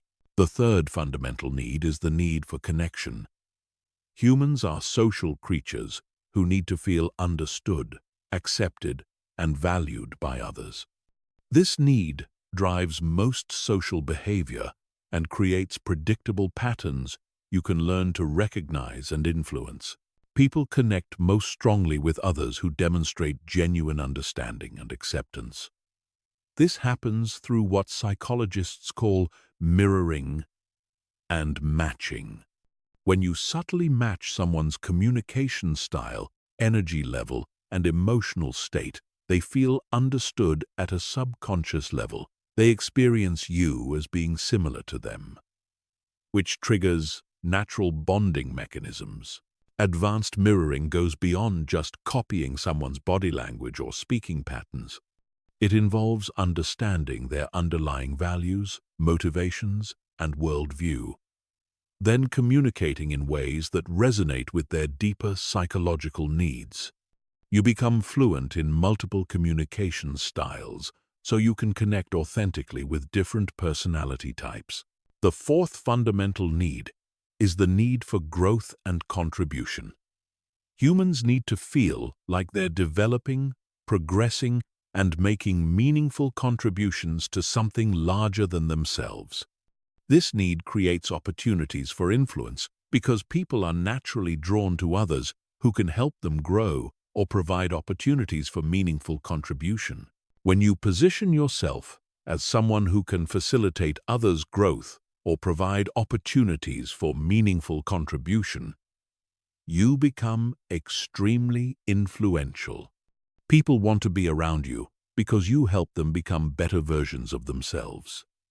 They trust your judgment because they see you as invested in their development. This requires genuine interest in others' development and success. You cannot fake this effectively. You need to authentically care about helping others grow and succeed. When this care is genuine, it creates powerful bonds and lasting influence. Understanding these fundamental needs allows you to read people's behavior with remarkable accuracy. When someone is being difficult or resistant, you can often trace their behavior back to one of these needs not being met. They might feel insignificant, uncertain, disconnected, or stagnant. Once you identify the underlying need, you can address it strategically. Advanced social engineering also involves understanding social proof and authority dynamics. People look to others for cues about how to behave, what to believe, and who to follow. They're especially influenced by people they perceive as similar to themselves and by people they perceive as authorities in relevant domains. You can leverage social proof by associating yourself with respected individuals and groups, by demonstrating that other credible people value your opinions and abilities, and by creating evidence of your expertise and success. This isn't about name-dropping or bragging. It's about strategically positioning yourself in ways that naturally communicate your competence and value. Authority dynamics are equally important. People naturally defer to perceived authority, but authority comes in many forms. There's positional authority based on titles and roles. There's expert authority based on knowledge and competence. There's moral authority based on character and integrity. There's charismatic authority based on presence and influence. The most powerful combination is expert authority combined with moral authority. When people perceive you as both highly competent and genuinely trustworthy, they willingly follow your lead. They seek your opinions and defer to your judgment.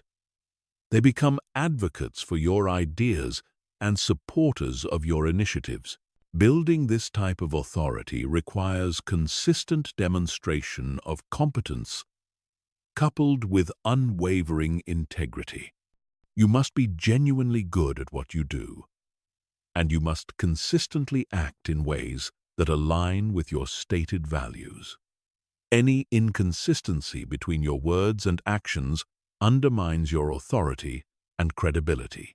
The final element of advanced social engineering is understanding and leveraging reciprocity dynamics. Humans have a deep psychological need to reciprocate favors, gifts, and positive treatment. This creates opportunities for influence, because strategic giving creates psychological obligations that people feel compelled to fulfill. However, reciprocity only works when it feels genuine and appropriate. If your giving feels calculated or manipulative, it triggers resistance instead of obligation. The key is genuine generosity that provides real value to others without obvious strings attached. This might involve sharing valuable information, making useful introductions, providing helpful feedback, or offering assistance with important projects. The value you provide should be meaningful to the recipient and within your natural capacity to give, when done authentically. This type of giving creates powerful, positive dynamics that enhance your influence and relationships. Mastering these principles allows you to navigate any social situation with complete confidence. You understand what's really happening beneath the surface of interactions. You can predict how people will respond to different approaches. You can influence outcomes by strategically addressing underlying psychological needs. You become someone who understands the game of human interaction at a level that most people never reach. Chapter 12. Momentum Mastery. Building unstoppable forward progress. Dangerous confidence is not just about feeling confident in isolated moments. It's about building unstoppable momentum that carries you forward regardless of obstacles, setbacks, or external circumstances. Momentum is the difference between people who achieve extraordinary things and people who remain stuck in cycles of starting and stopping. Once you master momentum, success becomes inevitable because you develop the ability to maintain forward progress under any conditions. Most people completely misunderstand momentum. They think it's about motivation, inspiration, or feeling energized. They wait for the right mood, the perfect circumstances, or the ideal moment to take action. This approach guarantees failure because motivation is temporary and circumstances are never perfect. Real momentum is built on systems, habits, and psychological frameworks that function independently of how you feel or what's happening around you. The foundation of momentum mastery is understanding the psychology of consistency. Your brain is a pattern recognition machine that's constantly looking for evidence about who you are and what you're capable of. Every action you take is either reinforcing positive patterns or negative patterns. Every choice you make is either building momentum or destroying it. When you consistently take positive actions, your brain begins to see you as someone who follows through, who keeps commitments, who achieves goals. This creates a positive identity that makes future positive actions easier and more automatic. Your brain starts expecting success because success becomes your normal pattern. Conversely, when you consistently break commitments to yourself, procrastinate, or give up when things get difficult, your brain sees you as unreliable and incapable. This creates a negative identity that makes future positive actions harder and less likely. Your brain starts expecting failure because failure becomes your normal pattern. The key insight is that momentum is built through small, consistent actions rather than occasional large efforts. Most people try to build momentum through dramatic gestures, starting intense workout routines, launching ambitious projects, or making radical life changes. These approaches usually fail because they're unsustainable, and they set you up for dramatic failures that damage your confidence. Real momentum builds through what researchers call marginal gains. These are small improvements and consistent actions that compound over time to create extraordinary results. You don't need to make dramatic changes. You need to make small, sustainable changes that you can maintain consistently over months and years. For example, instead of committing to work out for 2 hours every day, you commit to exercising for 20 minutes every day. Instead of trying to read 50 pages per day, you commit to reading 10 pages per day. Instead of attempting to completely transform your diet overnight, you make one small improvement each week. These small commitments feel easy to maintain, which means you're likely to keep them consistently. Each time you keep a commitment to yourself, you build evidence that you're someone who follows through. This evidence creates confidence and makes future commitments easier to maintain. The compounding effect of these small actions is extraordinary. Reading 10 pages per day equals 3,650 pages per year, which is roughly 12 minus 15 books. Exercising 20 minutes per day equals over 120 hours of exercise per year. Making one small dietary improvement per week equals 52 improvements over the course of a year. But the real power of this approach is psychological. Each small success builds confidence and momentum. You begin to see yourself as someone who achieves goals. You develop trust in your ability to follow through on commitments. You build what psychologists call self-efficacy, confidence in your ability to execute plans and achieve desired outcomes. The second principle of momentum mastery is creating what systems theorists call positive feedback loops.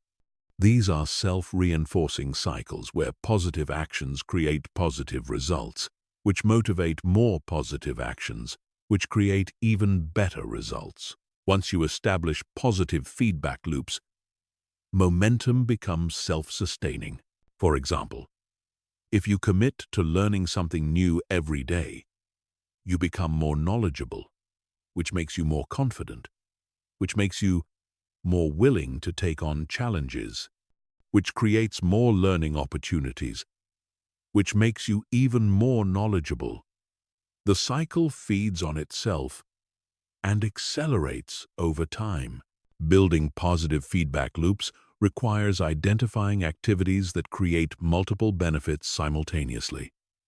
Exercise improves physical health, mental clarity, emotional resilience, and self-confidence. Reading improves knowledge, thinking skills, vocabulary, and perspective. Networking improves relationships, opportunities, influence, and social skills. When you focus on activities that create multiple benefits, you get exponential returns on your time and energy investment.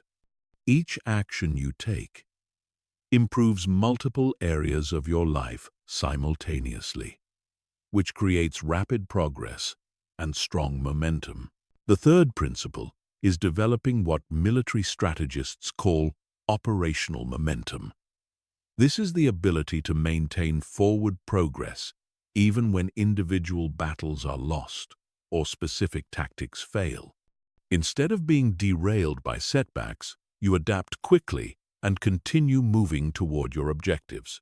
Operational momentum requires separating your identity from specific outcomes.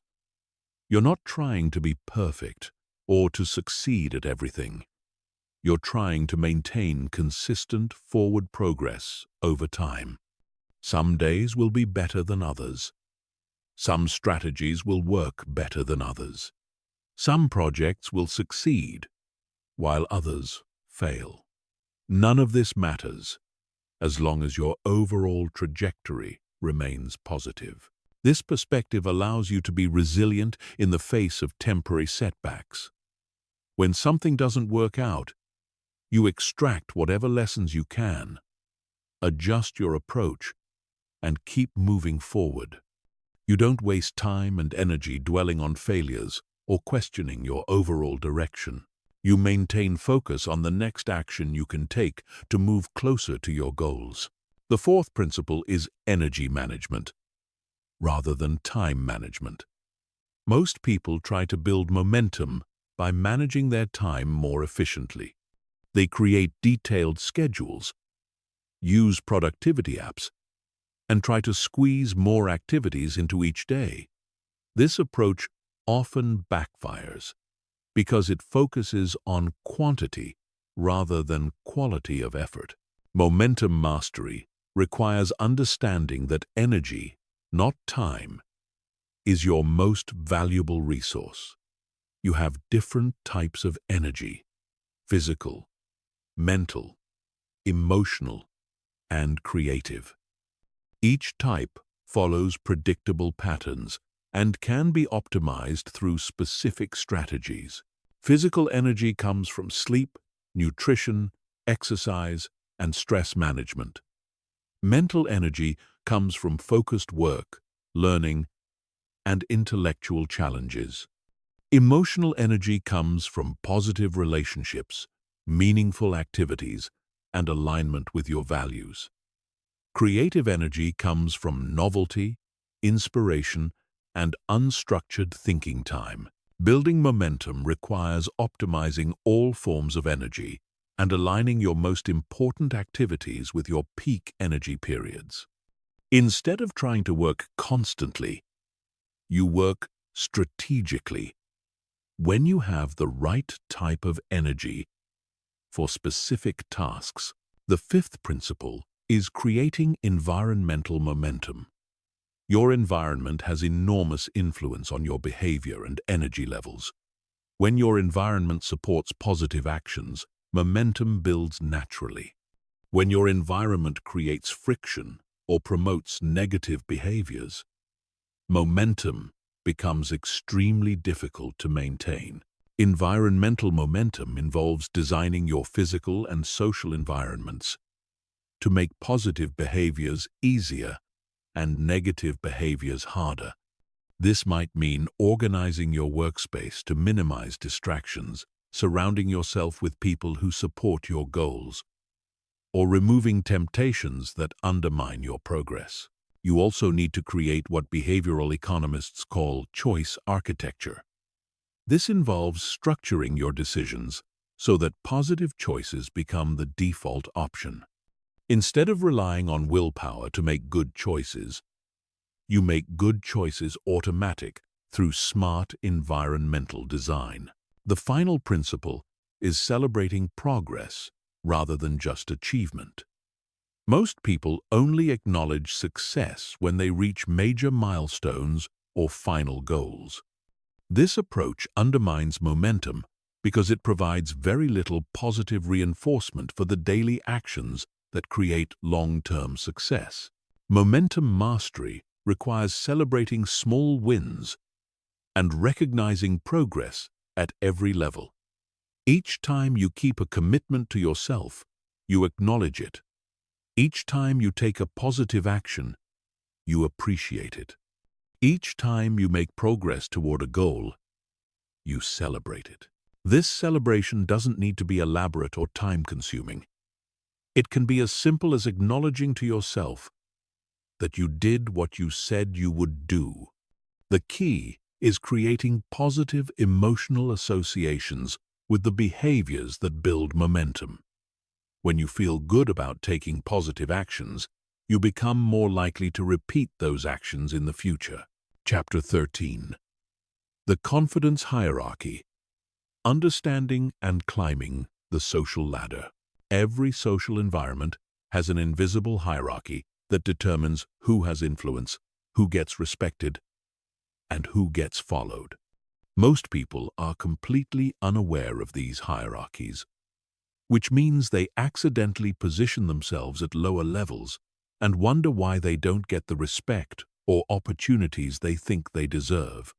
Dangerous confidence requires understanding exactly how social hierarchies work and positioning yourself strategically to maximize your influence and effectiveness. Social hierarchies are not about titles, money, or formal authority. Although these factors can play a role, real social hierarchies are based on perceived value, competence, and confidence. The people at the top of any hierarchy are there because others perceive them as valuable, capable, and deserving of respect.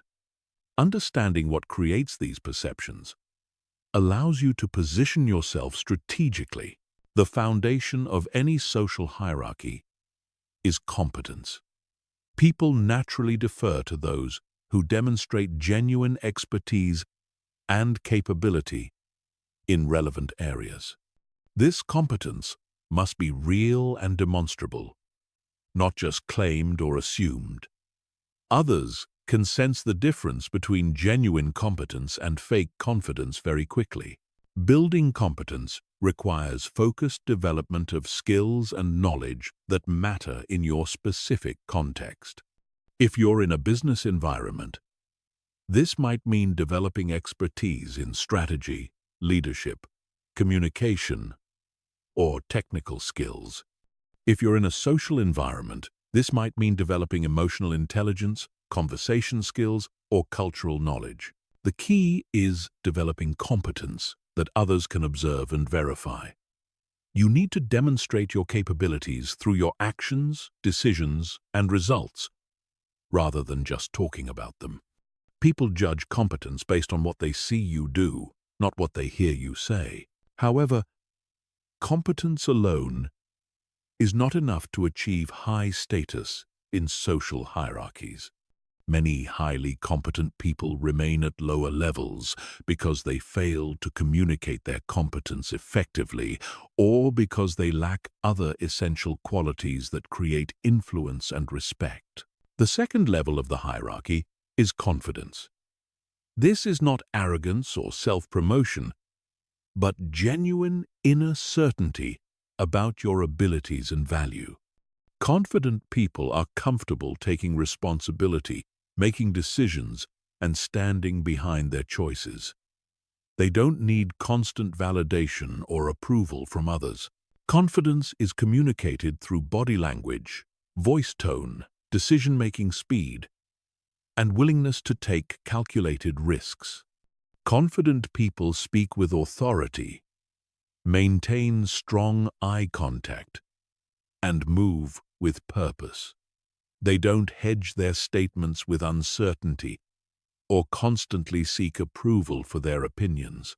Building authentic confidence requires the competence foundation we discussed, combined with experience successfully handling challenges and pressure.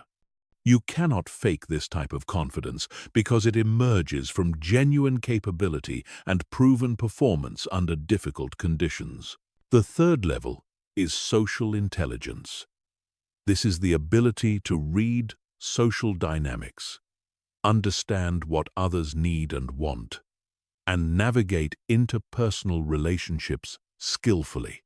Socially intelligent people understand unspoken rules, pick up on subtle cues, and know how to make others feel valued and understood. Social intelligence involves understanding different personality types and communication styles. You learn to adapt your approach based on who you're dealing with and what the situation requires. You become skilled at building rapport, managing conflict, and facilitating productive interactions.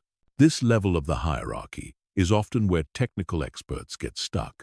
They have competence and confidence in their domain of expertise, but they lack the social skills necessary to influence others and build strong relationships. Developing social intelligence is crucial for moving to higher levels of any hierarchy. The fourth level is leadership ability. This is the capacity to inspire others, create shared vision, and coordinate group efforts toward common goals. Leadership is not about having formal authority or being in charge. It's about the ability to influence others voluntarily and create positive outcomes for groups and organizations. Leadership ability emerges from the combination of competence, confidence, and social intelligence. But it also requires additional qualities like integrity, vision, and emotional resilience. Leaders take responsibility for group outcomes, make difficult decisions under pressure, and maintain optimism and direction. Even when facing challenges, people naturally follow those who demonstrate genuine leadership ability because they trust these individuals to make good decisions and create positive outcomes. Leadership positions you at high levels of social hierarchies because others voluntarily defer to your judgment and direction. The fifth and highest level is what can only be described as presence or charisma. This is an intangible quality that makes certain people naturally magnetic and influential. Presence combines all the lower levels: competence, confidence, social intelligence, and leadership, with something extra that creates almost mystical influence over others. People with true presence don't just command respect, they inspire devotion. Others are naturally drawn to them and want to be around them. They have the ability to shift the energy in any room and influence the emotional state of groups through their mere presence. Presence cannot be manufactured or faked, but it can be developed through the integration of all other levels combined with deep personal development work. It emerges from authentic self-knowledge, clear purpose, and genuine care for others' well-being and development. Understanding these levels allows you to assess your current position in various hierarchies and identify what you need to develop to move higher. Most people try to skip levels or focus on the wrong areas for their current stage of development. For example, someone with limited competence who tries to project confidence will be quickly exposed as a fraud. Someone with competence and confidence who lacks social intelligence will struggle to build the relationships necessary for leadership roles. Someone with all the technical qualifications who lacks presence will find themselves passed over for the highest levels of influence and authority. The strategic approach is to systematically develop each level while building on the foundations of previous levels.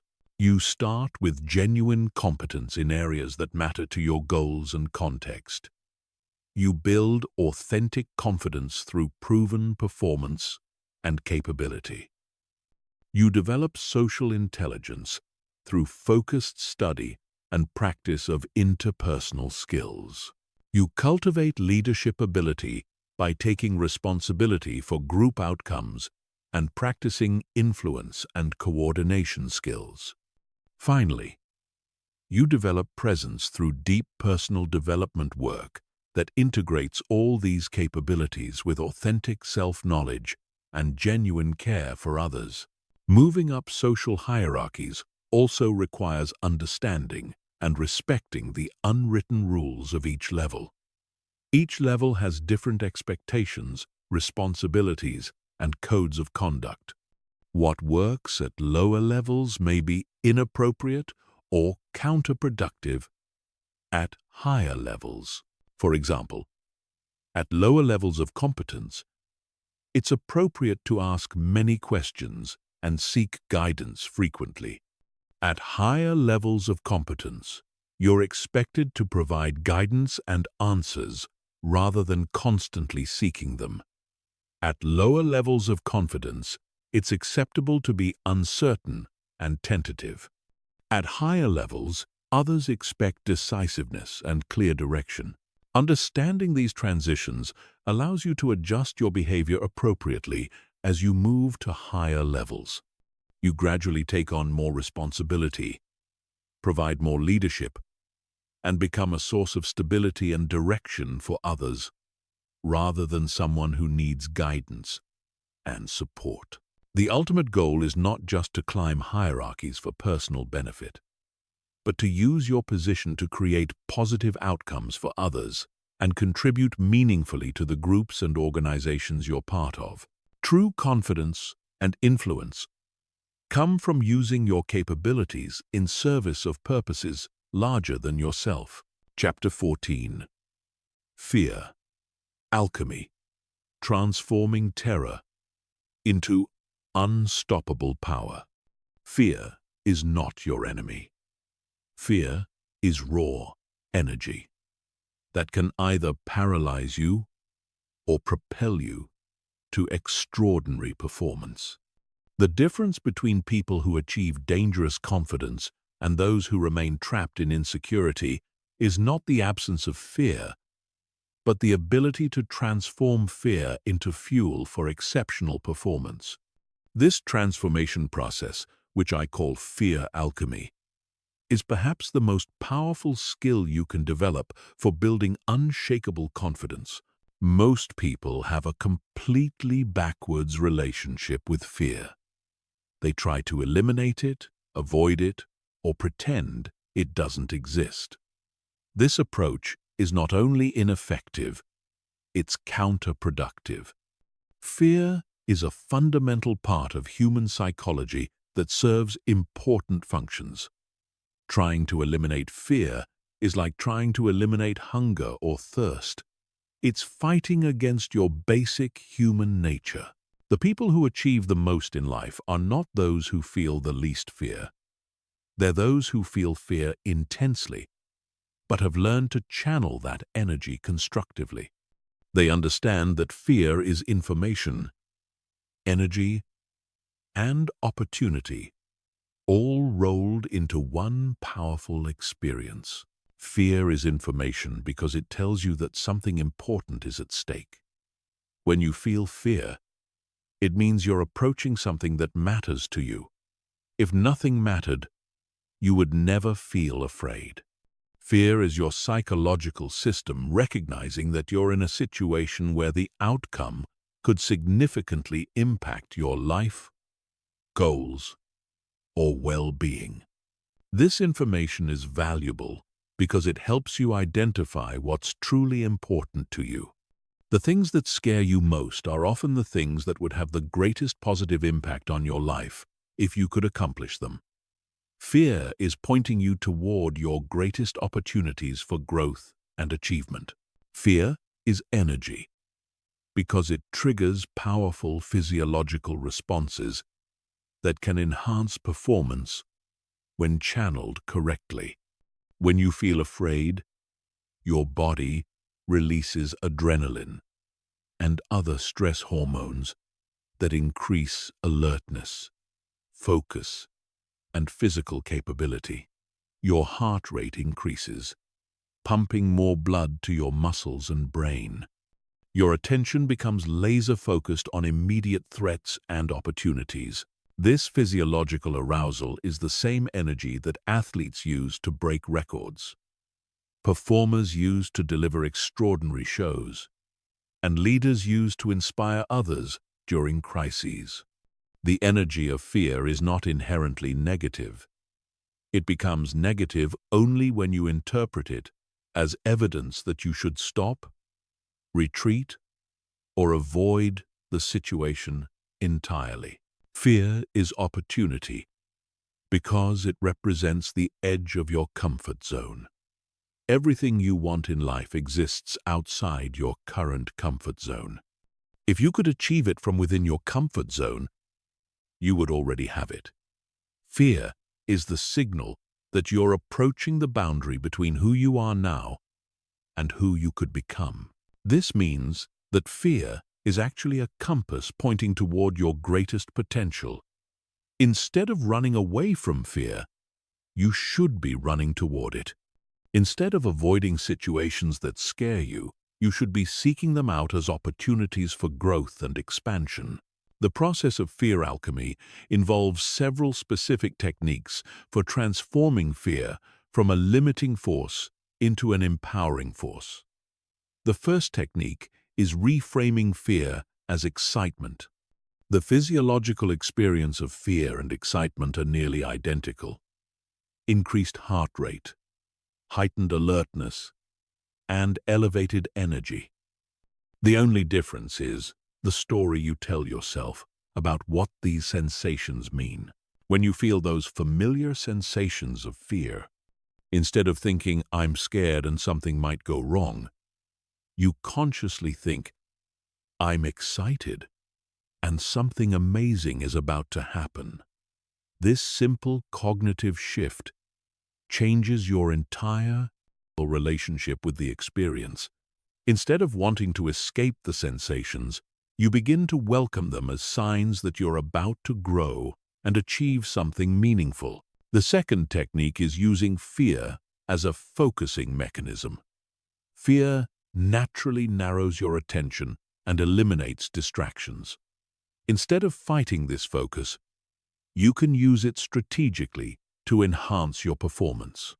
When you feel afraid, you consciously direct that focused energy toward the specific actions you need to take. For example, if you're afraid before giving a presentation, instead of trying to calm down completely, you use that focused energy to review your key points, connect with your purpose for speaking, and prepare mentally for delivering value to your audience. The fear becomes fuel for preparation and performance rather than a distraction from them. The third technique is progressive exposure to build fear tolerance. Just like building physical strength requires progressive resistance training, building psychological strength requires progressive exposure to challenging situations. You systematically expose yourself to situations that create manageable levels of fear, building your tolerance and confidence gradually. This process works because each successful encounter with fear proves to your nervous system that the situation is manageable. Your brain learns that you can handle challenging situations and come out stronger. This builds genuine confidence based on proven capability rather than positive thinking or self-deception. The key is starting with situations that create mild to moderate fear rather than jumping into the deep end. If you're socially anxious, you might start by making eye contact with strangers, then progress to small talk, then to starting conversations, then to speaking in small groups, and eventually to public speaking. Each level builds confidence for the next level. The fourth technique is developing what psychologists call stress inoculation. This involves deliberately putting yourself in challenging situations when the stakes are relatively low so you build resilience for when stakes are high. It's like getting a vaccination against psychological overwhelm. For example, you might practice difficult conversations with friends before having them with your boss. You might practice presenting to small, supportive groups before presenting to large, critical audiences. You might practice taking calculated risks with small amounts of money before making larger financial decisions. This preparation builds confidence because when you face high-stakes situations, you've already proven to yourself that you can handle similar challenges. Your brain has evidence that you can perform under pressure, which reduces anxiety and increases confidence. The fifth technique is using fear as motivation for preparation. When you feel afraid of an upcoming challenge, instead of letting that fear paralyze you, you use it as energy for thorough preparation. Fear becomes your signal to start preparing more intensively. This preparation is not just about learning information or practicing skills. It's about mentally rehearsing success, visualizing positive outcomes, and building confidence through imaginary experience. Athletes use this technique extensively, mentally practicing their performance over and over until success feels familiar and automatic. The sixth technique is developing what military personnel call controlled aggression. This is the ability to channel fear energy into focused, determined action. Instead of letting fear make you passive or hesitant, you use it to become more decisive and action-oriented. Controlled aggression is not about being hostile or violent. It's about being assertive, direct, and unwavering in pursuit of your objectives. When you feel fear, you lean into it rather than backing away. You take more action, not less. You become more committed to your goals, not less committed. The final technique is finding purpose beyond yourself. Fear is most powerful when you're focused primarily on yourself, your safety, your comfort, your image, your success. When you connect with purposes larger than yourself, fear loses much of its power because you're no longer the center of the equation. When you're fighting for something you believe in, protecting people you care about, or contributing to causes that matter to you, fear becomes secondary to mission. You're willing to face fear because something more important than your comfort is at stake. This doesn't mean becoming reckless or ignoring legitimate dangers. It means developing the courage to act despite fear when action serves purposes larger than your immediate comfort and safety. This type of purpose-driven courage is the foundation of dangerous confidence because it makes you willing to face any challenge in service of what truly matters to you. Mastering fear, alchemy transforms your entire relationship with challenge and opportunity. Instead of avoiding difficult situations, you seek them out as opportunities for growth. Instead of being paralyzed by uncertainty, you're energized by possibility. Instead of being limited by fear, you're propelled by it toward extraordinary achievement and unshakable confidence. Chapter 15. The Complete Transformation.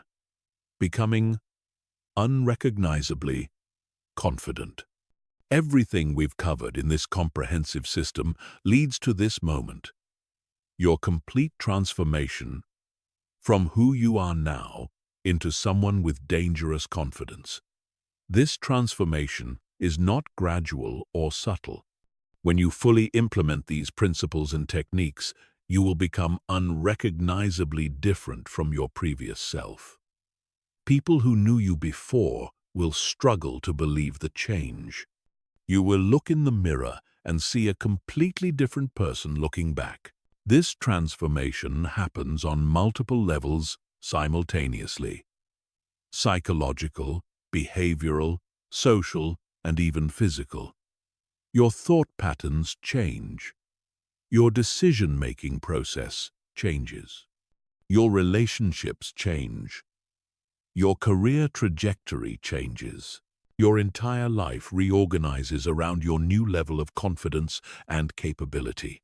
The psychological transformation is the deepest and most fundamental. Your internal dialogue shifts from self-doubt to self-assurance.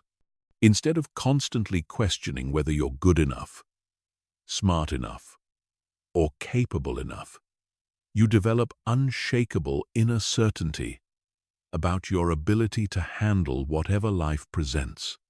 This doesn't mean believing you can do anything, but knowing you can figure out anything. Your relationship with failure changes completely. Instead of seeing failure as evidence of your inadequacy, you see it as valuable feedback and learning opportunity. You become anti-fragile, actually growing stronger through adversity rather than being diminished by it. Setbacks become set up for comebacks because you know how to extract value from every experience. Your relationship with other people's opinions changes dramatically. You shift from needing approval to appreciating it when it comes, but not depending on it for your self-worth. You become genuinely indifferent to criticism from people whose opinions don't matter, while remaining open to feedback from credible sources who can help you improve. The behavioral transformation is equally dramatic. You begin taking actions that your previous self would have found impossible. You speak up in meetings where you once remained silent. You pursue opportunities you once thought were beyond your reach. You have difficult conversations you once avoided. You take calculated risks you once considered too dangerous. Your communication style changes fundamentally. You speak with authority rather than uncertainty. You express your opinions clearly rather than hedging and qualifying everything you say. You ask for what you want directly rather than hoping others will guess your needs. You set boundaries firmly rather than allowing others to take advantage of you. Your decision-making becomes faster and more decisive.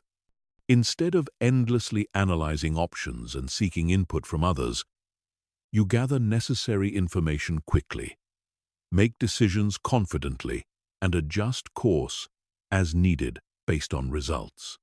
You trust your judgment because you've developed it through consistent practice and proven results. The social transformation affects every relationship in your life. Some relationships improve dramatically as you bring higher energy, clearer communication, and stronger boundaries. Other relationships end because they were based on your previous insecurity and cannot survive your newfound strength and clarity. You attract different types of people into your life. Instead of attracting those who want to take advantage of insecurity or uncertainty, you attract others who are confident, ambitious, and growth-oriented. Your social circle upgrades automatically because like attracts like in the realm of confidence and capability. Your professional life transforms as well.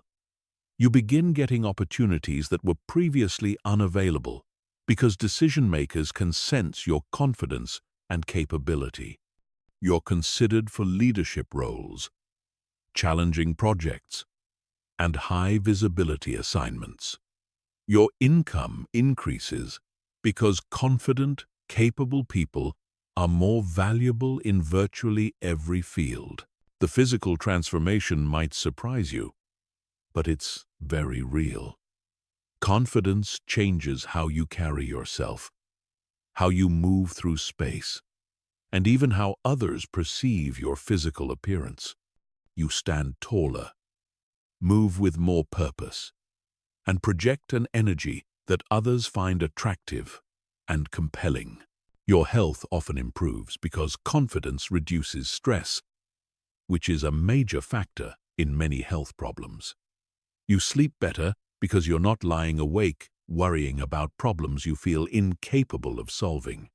You have more energy because you're not constantly fighting internal battles of self-doubt and insecurity. But transformation is not just about personal benefits. Dangerous confidence makes you more capable of contributing meaningfully to others and to causes larger than yourself. You become someone others can depend on, look up to, and learn from. You develop the strength to help others rather than constantly needing help yourself. This contribution aspect is crucial because dangerous confidence without purpose can become destructive. True confidence is always paired with responsibility. As your capability increases, so does your obligation to use that capability in service of positive outcomes for yourself and others. The maintenance of dangerous confidence requires understanding that transformation is not a destination, but an ongoing process. You don't reach a point where the work is done and you can coast on your achievements. Confidence requires constant cultivation through continued challenge, growth, and contribution. You must continue seeking situations that stretch your capabilities and force you to grow. You must continue learning new skills, taking on new challenges, and expanding your comfort zone. The moment you become complacent is the moment you begin losing the confidence you've worked so hard to build. You must also continue contributing to others and to purposes larger than yourself. Confidence that serves only selfish purposes eventually becomes hollow and meaningless. True fulfillment comes from using your capabilities to create positive impact in the world around you. The ongoing maintenance also requires protecting your confidence from influences that could undermine it. This means being selective about the people you spend time with, the media you consume, and the environments you frequent. You must guard your mental space as carefully as you would guard your physical health. It means saying no to opportunities, relationships, and commitments that drain your energy or conflict with your values. It means maintaining the habits, practices, and disciplines that built your confidence in the first place. It means never taking your confidence for granted or assuming it will maintain itself without conscious effort.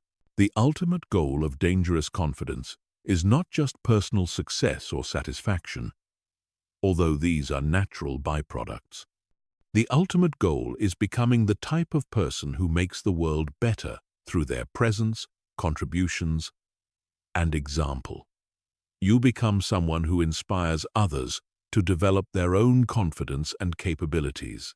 You become a force for positive change in every environment you enter. Not through preaching or trying to fix others, but through embodying the qualities you want to see in the world. You demonstrate that it's possible to be confident without being arrogant, strong without being cruel, and successful without sacrificing integrity. This is what dangerous confidence really means. It's not about intimidating others or dominating situations. It's about being so secure in yourself, so clear about your values, and so committed to positive outcomes that nothing can shake your core sense of purpose and direction. You become genuinely dangerous to mediocrity, excuses, and limitations, while being a source of inspiration and possibility for everyone around you. Your transformation is complete when confidence becomes so natural that you're no longer conscious of it. You're not thinking about being confident because confidence has become your default state. You're not trying to project confidence because confidence radiates from you automatically. You're not working on confidence because confidence has become simply who you are. This is the ultimate expression of dangerous confidence, when it becomes so integrated into your identity that it's invisible to you but unmistakable to everyone else. You've become someone who not only possesses unshakable confidence, but who inspires and enables it in others. You've completed the journey from insecurity to dangerous confidence, and in doing so, you've become a completely different person with unlimited potential for impact, and achievement.